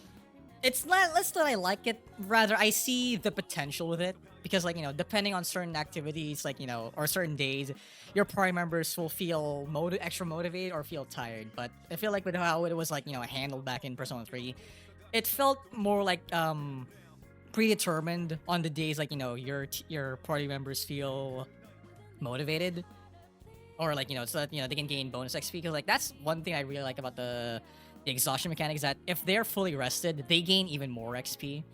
And so I really thought that P3R would add that mechanic with like even more refinements, but no, they just straight up cut it out, and it really Yeah, disappointed me because like especially like the extra like stuff you can do in the overworld where you just hang out with your party members. That could have been a really great mechanic to like get them like pepped up for like the next time you go to Tartarus, or like if you go to Tartarus the day after, where if you like want to level up a specific party member even quicker, like let's say Junpei, I You hang mean, out with him and like plant some you do some gardening with him on the rooftop, and like the next day he comes to you when you go back to the dorm and he feels extra motivated to go to Tartarus. Like that would have been a really great way to implement the exhaustion mechanic. I guess if they raised the cap also, I don't know. I never liked the exhaustion mechanic. The exhaustion mechanic was honestly the most annoying thing in Persona 3 for me. Um, Honestly, it would have made like explore doing some more social activities a bit better. But I'll save it for when we actually talk to the overworld now. But yeah, Tartarus. Yeah, it's really fun. Exploring Tartarus. What? Oh I man. I like the new catch-up mechanic that they have with the little door that shows up every now and then, depending if you open like a locked chest. That might I vastly prefer that because I really never really had to worry about party members falling too far behind from most people. I feel Like I like did swap them it's a around. tad too overpowered because like you could basically cheese it by like going through several towers by yourself, and if you have like a party member you've neglected for several levels, you just pop them into your party and just win one battle, and they basically like get to the same level as you. Like again, it's limited to only 2 party members, but the strat is viable and like free for you to use, and like You it's also very have to powerful. you also have to hope you have enough Twilight fragments to just keep opening doors and you get lucky Yeah. enough that actually shows up. I actually like how they implemented the Twilight Fragments where you get these like bonus like currency. So like you can open the locked chests, and if you don't have enough locked chests, like you can just ignore them and come back to them later. And the fact that it also ties into how you use like the clock at the base of Tartarus, like because like in OG you use cash, and like by the time that you get like around hundreds of thousands, you can just like freely spam the clock to heal you up. But because like Twilight Fragments are very scarce, you're genuinely forced to like strategize on like how often you're going to be healing, like how deep you're going to go into Tartarus, how much you're going to fight, and like how many chests, how many locked chests you're going to be opening up, because like like depending on like the number of like Twilight Fragments needed on your chest, you might want to save up on the chance like there's something really great that like a very powerful skill card or really good weapon. Like every now and then you'll get like really good stuff from them. It's a really great implementation of the mechanic. I guess like the only downside of that is that Twilight Fragments are a bit too scarce, and like they, it's implied that you can find them in the overworld, and like you do, but I feel like they could have added in like a bit more hidden spots to find them. So like you can get like like about 8 to 10 Twilight Fragments in one go. But with how the mechanic Um, is implemented, I'm not complaining that much. yeah, I don't know. I never really ran out of. I actually had sometimes had too many Twilight fragments that I couldn't. They didn't know what to spend it on, because I guess it just may also be because I was like really stingy on my SP items, and but so I never really had to use the clock too often. I think I only used it like a couple times at the beginning, but I also never opened chests too at the lock chests at the very beginning of the game, just because I knew those very likely those items are probably going to be shit and not worth it. I mean, if I Uh, saw like a lock chest with like 2 or 3 Twilight Fragment requirements, I'd open them up quickly. Because like it does have some really good stuff anyways, even if it's not like the stuff you wanted. It's better than the one lock requirement. You'll only really open that up just so like you have an increased chance of like summoning the Great Clock again. sometimes those one chests actually have some pretty good shit in them too. I think a couple times I got a really good skill card off of some of them. I forgot exactly which one, but they also sometimes I know one of them had a chest plate for the girls that had invigorate on it, so I was like, oh hell yeah. Uh, but that was higher up. Again, I never really spent it on the beginning chest, so I guess that's why I never really had too much worry about Twilight Fragments. I was mostly saving my Twilight Fragments at the beginning for if I had to full heal, because SP items are going to be very scarce at the very beginning of the game. I felt like I never had that issue early on because like I would always like use healing items anyway. Like my big mistake with Persona 5 was that I used the full party healing mechanic like constantly. Like I never use any of my healing items unless it was like in combat. So with here I changed my approach, and like I was actually like playing a bit smarter because like reload is genuinely more challenging than Royal. What else on That I will charters? agree with. Oh, Fuka.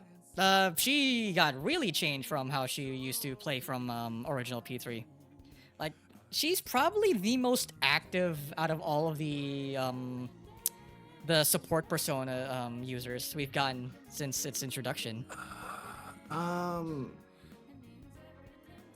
when it comes to Fuka, I actually never figured out how her theurgy charges, but in my opinion, at least when it comes to Fuka, I'm actually okay. If you got Futaba in Royal or Rise in Golden, they are active like almost every other turn. Fuka only really contributes in combat when her theurgy is up. Yeah, but when she And does contribute, it's way more it feels more game changing than Futaba and Rise, at least in my opinion. Because with them, it feels random. With it's Fuka, you can at least manipulate certain situations to play in your favor. Because like, if you have like low health, Fuka will go for a full heal. If your SP is like near depletion, you can go for a full SP heal. If your party members are like are at decent health, Fuka will more than likely either go for a concentrate charge or a full party heat riser. you should see Rise in Golden. That's probably the most broken busted support party member out of all three of them. 'Cause Yeah, I probably should. She can do the same thing as you just mentioned, except she just does it passively like Futaba does in in Royal. Yeah, I actually never got to I never got past Kanji's Shadow World yet, so I probably should get back into Golden. No. Yeah, no. Rise is fucking broken in Golden. Sometimes you don't even need to like have a healer sometimes because she will just heal you that much along with items. I don't know. I really love Fuka in Reload, man. Like it genuinely feels like you have to strategize like when to use her theurgy because like most of the time with theurgies you can more than likely just like get away with like popping them if you want to because like good things will happen. With Fuka, it's a genuine sense of strategy.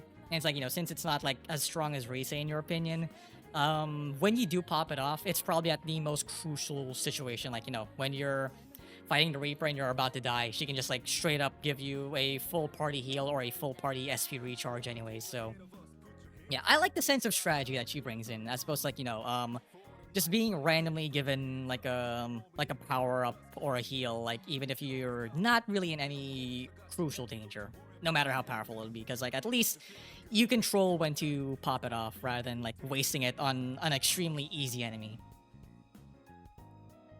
Um, I think with like at least with the previous previous supports, them doing it passively on the turns, the reason why they were so strong was because it saves you on turn economy. You don't have to spend turns buffing and debuffing, especially when it wasn't as strong. It's not strong in the early game, but in later games when they could do full party buffs and full AOE debuffs on the enemy. You would prefer normally getting the party buffs, obviously, but if anything, that means you get more turns of actual combat with your active party members than anything. Especially if she gets attack ups. Because okay, let's take Royal for example. The only one with the attack up is why am I forgetting names all of a sudden? Blondie, Ryuugen. Ryuugen? why did I forget their names all of a sudden? But yeah, but Ryuugen also hits like a fucking truck. So ideally, you don't want him spending turns doing the buffs if possible. Also, same with the MC because he MCs will obviously deal the most damage out of every single party member, bar none. So you don't want to have to spend turns with your MC using it, or ideally, depending on what your party setup is, usually you'll have Kodo or Morgana as your like healer and supporter. You can probably opt in them to do using like an AoE item or something to increase your attack and stuff like that. But if you get lucky and Futaba does it, you don't have to spend any turn doing that. You can just spend an entire turn just nuking the enemy. using Futaba's theurgy, I Futaba's have theurgy. Futaba. Sorry, I'm Fuka. getting names mixed up. They both start with the FU. Okay, so Yeah, I know. I they're don't getting blame mixed up you. in my head. Fuka, yeah, Fuka's theurgy. The AI will tend to lean more if your like HP or SP is low. They will tend to lean more into trying to do full heals and stuff like that. But when it comes to like buffing and like charging your members, they don't scan for if you already have it or not. Yeah. At least that's what I've noticed. So it's a bit more. I guess that's why I like it. It's because like it's not as overpowered as like yes, the rest that you said. It's not as overpowered, which I like. I prefer that. It makes the game at least a little bit harder. Mm-hmm. At least it tries, because again, theurgies are already broken enough. If they also had if Fuka also had passive supporting abilities beyond her theurgy, the game would just be a cakewalk. I mean, Insipid Charge is already quite powerful because, like, at the cost of her own SP, you basically get like a free buff if you're like approaching a boss fight or something. Yeah. But even then, it's not even that overpowered. It's just like accuracy and defense. It's not attack. So. Yep. And at least once you get to like the end point of the game, you should also, if you're like min maxing, you should also have a persona at that point that also has the three AoE buffs at the beginning of the game. At the beginning Auto of the fight, Tarkaja, Sukukaja, and you can even go beyond that. They have AoE versions. No, there is. Oh yeah, no. I thought you meant like a auto heat riser. I was thinking of auto heat riser for some reason, but nah. It's basically a full party auto heat riser at the beginning of a fight. But yeah, but I'd rather like, since like like I said, Fuka already has like insipid charge. You can just basically like give like your personas like more like either defensive or offensive passives or even more skills. So yeah, you can just like use Fuka to just like give you the buffs you need before a battle, anyways. Well, yeah, but the thing is, you'd have to do it every single fight. Well, this one is just more. You ideally save it for boss fights. Ideally. Yeah. But, either boss fights or strong enemies.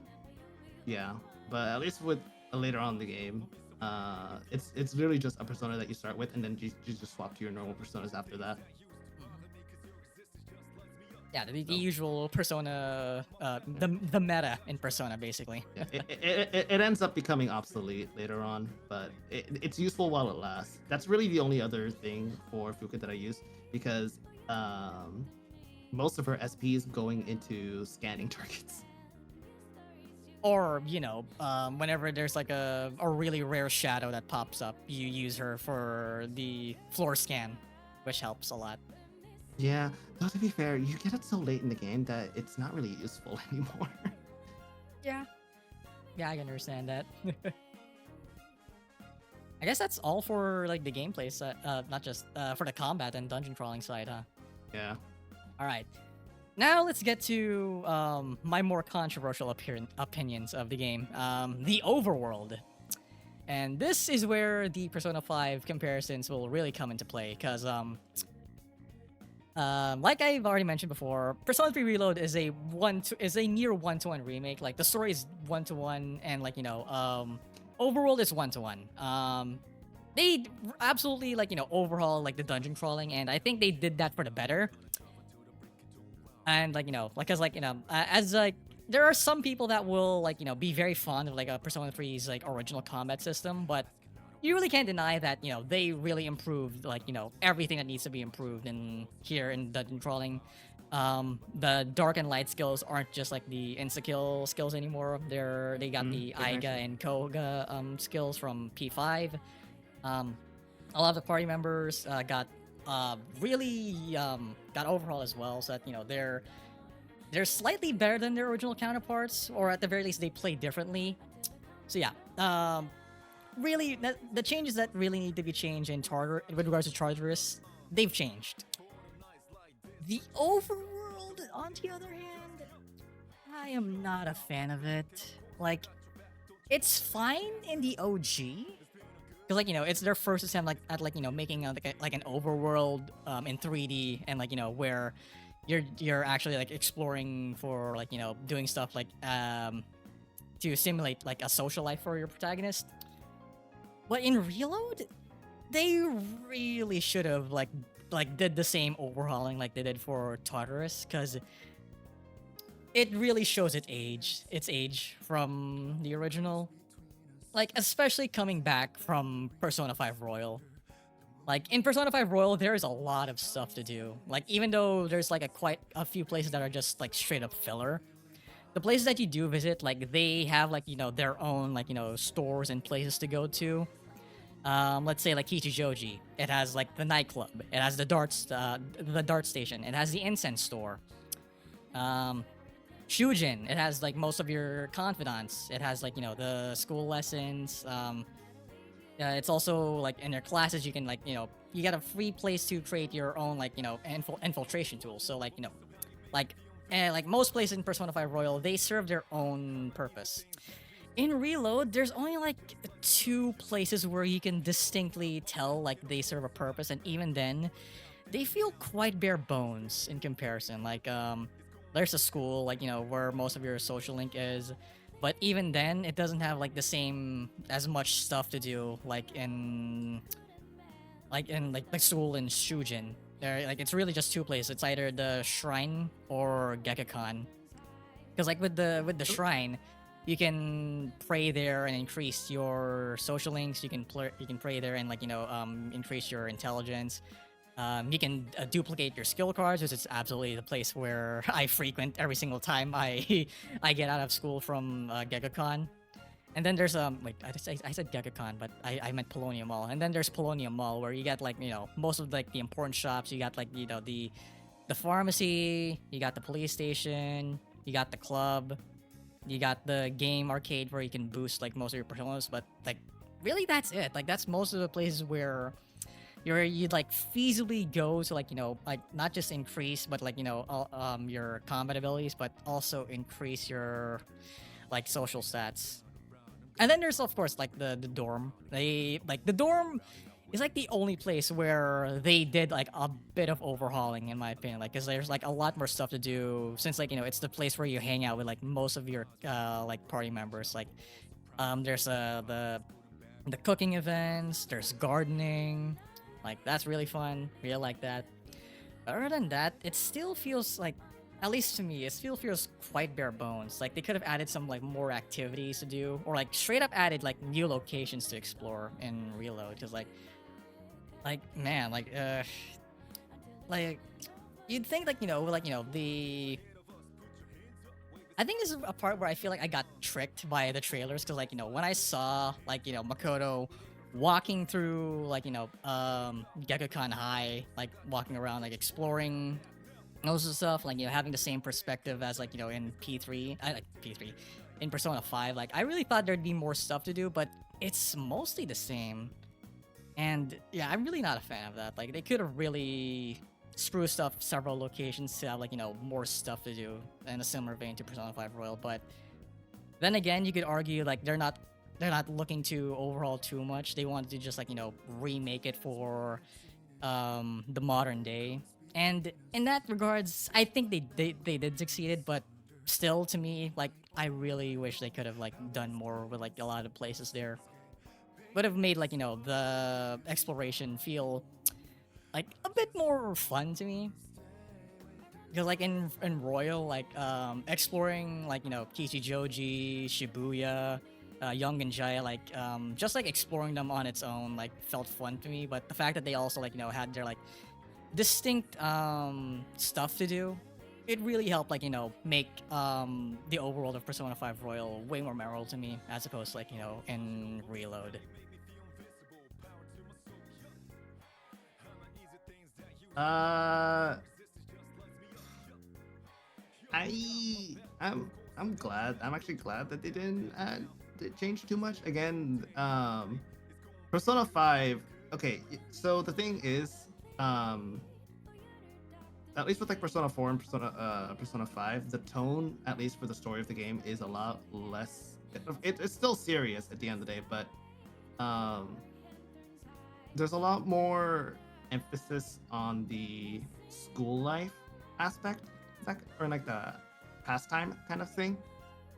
With at least OG Persona 3, it was when they just redid their formula for the Persona games to have the dungeon crawling in one time and the life aspect on the other half of the game. And that's when they were still trying to figure it out. But at the same time, they didn't. I feel like. Okay, I'm gonna say this right now. Say this. Persona 5, at least at times, it had too much of everything. There were some stores you just don't go in ever unless you only go in like once or twice to like do a Yeah, like I said, it still felt like there's still some place that felt like filler. Yeah. At least with Persona 3, I will say there's a couple places that you just never go to unless for like specific events. But for the most part, I found myself utilizing most. The only place I really like never went to was like the beef bowl shop. Like it's the only place I didn't go to. But for the most part, yeah, no, I visited like a couple times for like a quest and then that was it. But I found myself going to every location a lot more. There is a saying, less is more kind of thing. Like I think they did good with it. They stayed faithful to the original. I felt like if they added too much, I wouldn't be able to recognize it as Persona 3. And I'm going to be completely honest with you, I'm glad they did because if they, depending on what they would, because I can't think of what they could have added. If they added too much, I feel like it might detract too much from the tone of the story itself. Because yeah, there are like happy-go-lucky moments in Persona 3. There's a good amount of it, but if you compare it to how many we have in Persona 3 with Persona 4, Persona 5, it's not nearly as much. You get like the beach scene and everything, but even that gets very serious very quickly. The only like pure for fun moment in Persona 3 is the hot springs. That's it. And you can argue that one is more filler than anything. Yeah. But it's mainly just also to to remind you that at the end of the day, these are just high school kids. To be fair, like Persona 4 and Persona 5 had like moments where you just go to a random place and like that it mainly exists for story moments. There's like very little like unique things to do like outside of like I guess Hawaii in Persona 5 where you could like go on a date with some of your romance confidants. And by romance confidants, I mainly mean An, who probably is the only one that you probably romanced by that point. I got Makoto. Oh yeah, you can go with Makoto by that point. Yeah, but yeah, I feel like it's if they added more to Persona 3, like a noticeable amount more, it would kind of. I don't know, because even with like Portable, they didn't do too much with it. They kept it the same. I wouldn't be able to easily as recognize it. Okay, to be fair, it's Portable. It was mainly made to be a version of Persona 3 playable on PSP, so you can actually forgive that limitation there. But this is like a remake of a game for more powerful hardware. I feel like they wanted to keep. If I had to be honest, if I was also in charge of the remake for Reload, if I was doing like the location stuff, I'd probably also keep it the same, because coming in from like the previous games, if you have never played Persona 3 before, it is gonna be the locations are a stark contrast from Persona 5 and Persona 4. You can distinctly tell that Persona 3's locations are Persona 3's locations. But Persona 5, you can easily tell that these locations should belong in this game. Persona 4, you're literally just in a small town. You literally can't find it anywhere else between the other two games because the other two games take place in cities. It's easier for me to tell which locations belong to what game because of the fact that they are designed the way that they are. I guess at the end of the day, it basically just comes down to like our views on like what on like Persona 3 as a remake, because like again I'm mainly coming from this from the angle that they also overhauled Tartarus and like the improvements like they did for Tartarus like really like like sold the game for me. So like in my opinion like they could have like done the same for the overworld as well, but yeah, I mean, I'm not gonna argue like with your point. Like if you make too much change, then it's gonna muddle the identity of Persona 3 because like the overall Persona 3 is what makes it Persona 3. So yeah, I can see where it comes from that angle. Yeah. And I guess that's all then. I guess we're at the final thoughts of the entire game then. Do you want to go ahead with yours? Yeah. I am still disappointed about the fact that they didn't add the FMC. So in a sense, there is still no definitive version of Persona 3 out there yet that has literally all content in it. Don't worry, don't worry. That's Fingers why crossed. They'll add it after episode I guess, man. Okay. Yeah, that's why my fingers are 99% cope, 1% faith. At least that's how okay. the meme goes. Minus that negative on Persona 3. I think it did a really good job and accomplished what it wanted to do. If I had to give anyone a starting point for Persona 3 that wanted to get into the game, I would definitely recommend Reload. Not only does it take a lot of the more like frustrating bits that people who generally if you weren't really conditioned with JRPGs at the time, you can very easily get frustrated at a lot of points in Persona. Also, the fact that they changed it so that you didn't have to force romance every single girl. Oh, we haven't mentioned that. Yeah, the romance social links. Yep, they changed it. You don't have to romance every girl. I friend-zoned everyone except I guess. I only did that to get the achievement. I romanced everybody in C's basically, so I ended up with at least a harem at the end of the game. Makes the ending all the more tragic because not only are you a goddamn playboy, all 4 girls are mourning the loss of you. Yeah, no, I friends with everyone. Also because if you since you couldn't before, every single one of the friend zone dialogues are completely new. So that too. But yeah, I'm glad that they changed that. I'll be honest, because it also made it so less annoying to actually go through your social links, because how you had to do it back then was you start one girl social link and you do it from start to finish without starting any other girl social link, because if you got into a relationship, it would lock you out of the other girl social links for a little bit if you already started them. Oh yeah. So you did that's that like one by one. the social link breaking mechanic as well back in the day. Yep. I'm also glad that there aren't too many times where you can actually reverse your social link. And even if there were times, it was painfully obvious what the choice you should not make. Yeah. So I'm glad with that too. So yeah, I would definitely recommend Reload as anyone's starting point for Persona 3 if they wanted to. Again, I'm sad that they didn't include the FMC.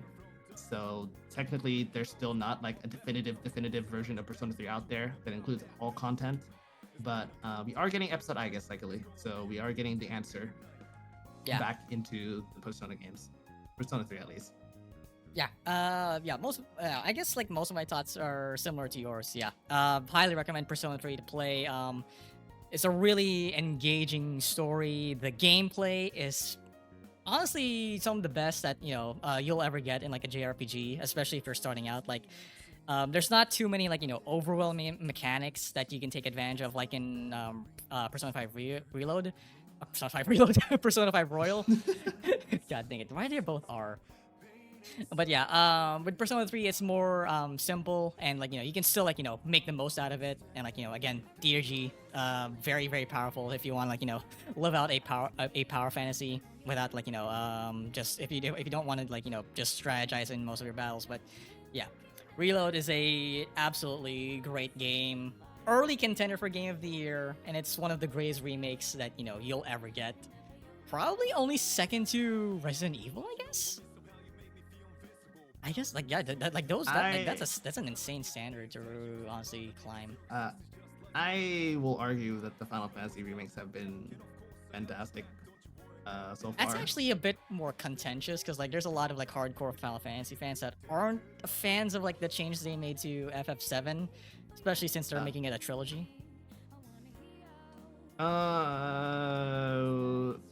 Yeah, well, let's save that discussion. That's another discussion. Yeah, Persona 3 Reload, amazing game. If it gets on discount, play the game. You will not regret it, man.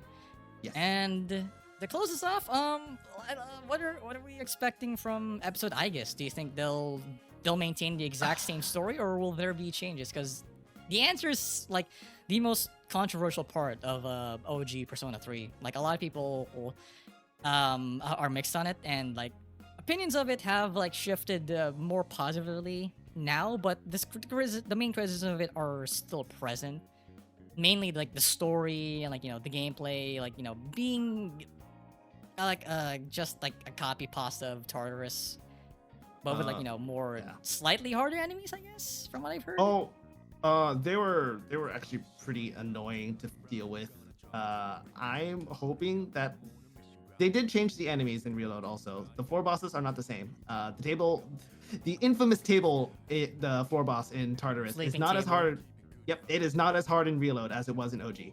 I don't think I ever had any issues with the floating table back in Portable and here in Reload.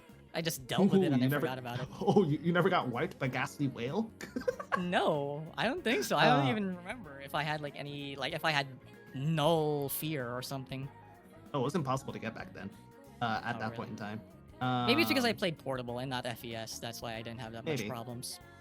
But yeah, in episode I guess I do hope they do keep the difficulty, because I want episode I guess to actually be hard. But yeah, I actually love the challenge they introduced in Reloads, and I hope they keep it as well. I want them to do the difficulty in a different way. I don't want them to keep the way that they did it, because I will spoil a little bit. Bosses and enemies will have weaknesses, but they also get evade passives for the element that you're supposed to hit them with, and is one of the most infuriating things to deal with. Oh my god, no. So I hope they keep the same level. That's why some bosses ended up being so some fights ended up being so difficult, because you just can't hit the weaknesses. So I do hope they do keep the challenge, just put it in a way that's different now from that. The story wise, I'm not gonna spoil it. There are certain things that I'm hoping they change the story for. Kato, you literally said we're talking about spoilers. Why save it now? All right.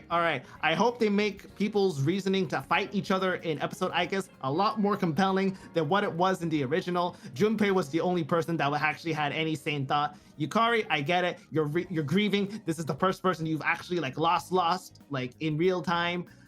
I get it. This is literally just Mitsuru, Batman v Superman, like only 10 years earlier. Mitsuru has no reason to agree with this. No, neither did Akihiko or Ken. Junpei was the one who was like, I don't know why the fuck we're going through with this, but I'd rather not have Yukari win. So let's get this over with. Honestly, what I want them to do is like have like I want them to have like a save file bonus. Like, how New Game Plus you load it? I really hope that if you load a game of episode I guess, it actually requires you to have like a New Game Plus save. That way it'll analyze your decisions from that game, and like possibly incorporate your social links as well. Like, it's literally a continuation of the main story. It's honestly mind-boggling that they didn't implement like more of the social links from that thing, because like you're not the only ones that's like reeling from his loss. What about the social links? What about like your classmates? Like like hearing from Mutatsu and Tanaka would actually be interesting. That would also have to complete, if you did it that way, it also has to change the setting for episode I guess, because the whole premise is you're stuck in the dorm, you're stuck in the time loop. You can't leave the dorm. There is no outside world. It is just the dorm and you guys stuck in there. Yeah. So well, if not the rest of the social links, then at least the social links within your party, because like I said earlier, I basically formed a harem within C. So like seeing their reactions, like be dependent on your interactions with them as social links from your previous save file is genuinely intriguing, and I hope that they kind of follow up on it. But I guess I'd understand if they couldn't, because like that's a lot of coding and like dialogue work to do. But then again, Witcher 3, they did like a lot of like branching choices, and like they did follow up on like your choices in the expansions. So hey, who knows? We'll see. But and then there's also the message from Elizabeth when you beat her. Because like if I remember in New Game Plus, you got a message from her where she apparently finds the answer. And I'm really curious as to what she means by that. Because there's no way that's not related to the answer. It's more so arena, because she does appear in arena, and she does. It's set up for the arena stuff. Some story changes in Persona 3 Reload was made so that it fits more with the canon that happens because of the arena games. So if you want context of what happens with Elizabeth, go play. I've seen Elizabeth's ending in arenas. Okay. I haven't played the game, but I've at least seen the endings. Okay, I have a crackpot theory. Okay, so in my opinion, there will be a post game after episode I guess where if we beat Elizabeth, we will see a bonus scene of her taking the place of Makoto as the Great Seal, or completely freeing him. Because like I want to imagine that because of like the events of Persona 4 and Persona 5. Because like remember they actually exist in the same universe, so they might have experienced the same shenanigans. Like P3 and P4 are canonically already crossed over, and they already interact on a regular basis. So if that's the case, I'd like to imagine that years down the line, Makoto is finally freed from, like, his burden of being the Great Seal by Elizabeth, by either her taking his position or him being able to pass on peacefully, or probably the one that spits on the themes of the game even more, just straight up have him be revived thanks to Elizabeth. Like, either way, I'd be down if that's the case, if if you beat Elizabeth and that's what she means. Yeah, I doubt it's gonna happen in episode, I guess. Any resolution with that, but hey, a man can dream, okay? 99% faith, 1% chance. To be fair though, if they did that, that would break continuity with Arena. Like I said, years later with Arena, like after the events of 4 and 5, it could work. Yeah, we'll see. But then that opens a whole nother can of worms involving Nyx coming back, but regardless. Yeah. And that we're done with the episode, I guess. What are your thoughts on SMT Vengeance now, since it's also an Atlas game? I'm excited for Vengeance. I saw a lot of the quality of life stuff that they added that I'm so glad that they're putting in. Nahobino's got new drip. He's a ninja now. Yep. I do like his new outfit a lot. We got another re-release girl. I'm really curious as to how they'll pull her off.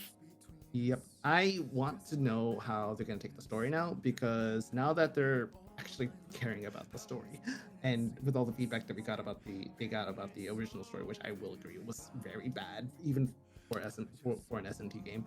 I'm excited. I hope they do the game justice that it deserved, because it's a gameplay wise, it's a great game. I love the game. Story. Yeah, I've been wanting to play this game ever since it got released on Switch, but I couldn't afford a Switch. So now the PC Master Race has finally won. We're getting all the console games on PC. I want to play the shit out of this game, man. Oh yeah. Also no more Switch restrictions, which is nice. Because I'll be honest, the game did not. I could tell the game was chugging on the Switch. Yep. The Switch was overheating. Unreal Engine 5 can finally showcase its true potential now that it's on PC and other consoles. Yeah, I'm excited for Vengeance. I'm getting ready to play that whenever it comes out. I'm probably gonna play that on release. Yep. Man, I'm counting down the days, man. God, I'm so excited. The itch getting stronger, man. Ever since it got announced back in February, man. I needed it to finally call myself an actual SMT fan. Can't wait to kick Demi Fiend's ass again. Oh god, Demi Fiend. If DDS is terrifying, how bad is he in 5? Like, I've seen people do challenges on him. It's bad. He's strong and like really annoying. There's like a lot of stuff you have to deal with, but it's still nowhere near as bad as Digital Devil Saga 1. All right, we'll have to see. That still holds the crown of the hardest JRPG boss ever incepted into an SMT game. Actually, no, in general, I think it's like in contention for the toughest JRPG super boss ever created. Really? Not even Satan from DDS2? No, nowhere near. Really? Satan was because I heard the strat was to just waste all your 4 turns to debuff Satan, and like from what I've heard, it's like very hard to do. The thing with Demi-Fiend is the rotating party members. That is single-handedly the reason why it becomes so difficult. Ah, Because not only that, there are certain you know the mechanics, but yeah, I'm not gonna explain them. I can go on for hours, but yeah. so Demi-Fiend in SMT5 doesn't rotate. He just revives so Oh, you he can does. take them out. He does. Oh, He also does the same thing, but it's because of SMT5's mechanics makes it a lot more manageable than it is in Digital Devil Saga 1. all right. Can't wait to reject the demon god himself. So, I will say the fiend fights were very fun in SMT5. I enjoyed every single one of the battles. oh man, I'm so excited, man. Atlas is just cooking this year. Like they've already landed a hit with Persona 3 Reload, and then we're just gonna get straight up SMT5 Vengeance next week, and then Metaphor this September. Like Atlas, my god. Oh, Jesus, chill out. We don't have that much time. We have a life. We want to touch grass, okay? Okay, well, to be fair, if you're playing a JRPG, you don't have a problem not touching grass, especially if it's Hi, SMT. me who hasn't stopped playing JRPGs since like the better part of last year. Same. My gosh, I'm diving into the JRPG rabbit hole. I'm looking to playing either Ys or Trials of Sky. Was it? Ooh, you're getting the Trials series. That's a good one. Yeah, it really depends on like if I can like have the time to stream it or not. Cause like there's other games that I want to stream as well. But if it happens, it happens, man. Yeah, welcome to the rabbit hole. Enjoy your Thanks, stay. man. You're never seeing the light of day ever again. Oh man. Okay, that's kind of funny because like I have a window directly at me that just shines a light, but I'm just like looking at the light from my PC. That's just a sad image. Like you have a clear image of the outside world, but you're willingly neglecting it. And what a life. But yeah, that's our video on Persona 3 Reload. Quite a lot of tangents well, we went on. God, I hope I can edit this. Debatable on how many you'll actually hear, but yes, we went on a lot of side tangents. I don't know how many you'll actually hear at the end. Most of it's probably gonna get edited out. Probably. I know. It was fun to discuss, but yeah, editing it's gonna be a pain in the ass. But once again, it's okay. Don't worry. I myself went on a few. But yeah, Cato, thank you so much for joining this video. I guess if the stars align, let's do one for SMT5 and episode I guess as well. Oh yeah, no, definitely. I wouldn't mind doing it again. I like talking about JRPGs. Maybe we'll do it for Dragon Quest 11 if we got the time. Yeah, I'll be honest though. I've actually never really got myself into a Dragon Quest game, so I never played. Honestly, as someone that's played SMT coming into Dragon Quest, I was shook when I found out that enemies that debuffs can actually miss. Oh yeah, no, that's the thing. I do know that's the thing. That shook me to my core because like the only JRPG I've played is SMT and Persona. So when my debuff missed, I just shit my pants. And like, oh my god, no. Thank God buffs don't. But yeah, thank you guys so much for watching. Once again, thank you to my lovely co-member of the Lazy News, Cato, for joining. And yeah, see you in the next video, everyone. Bye-bye. Bye.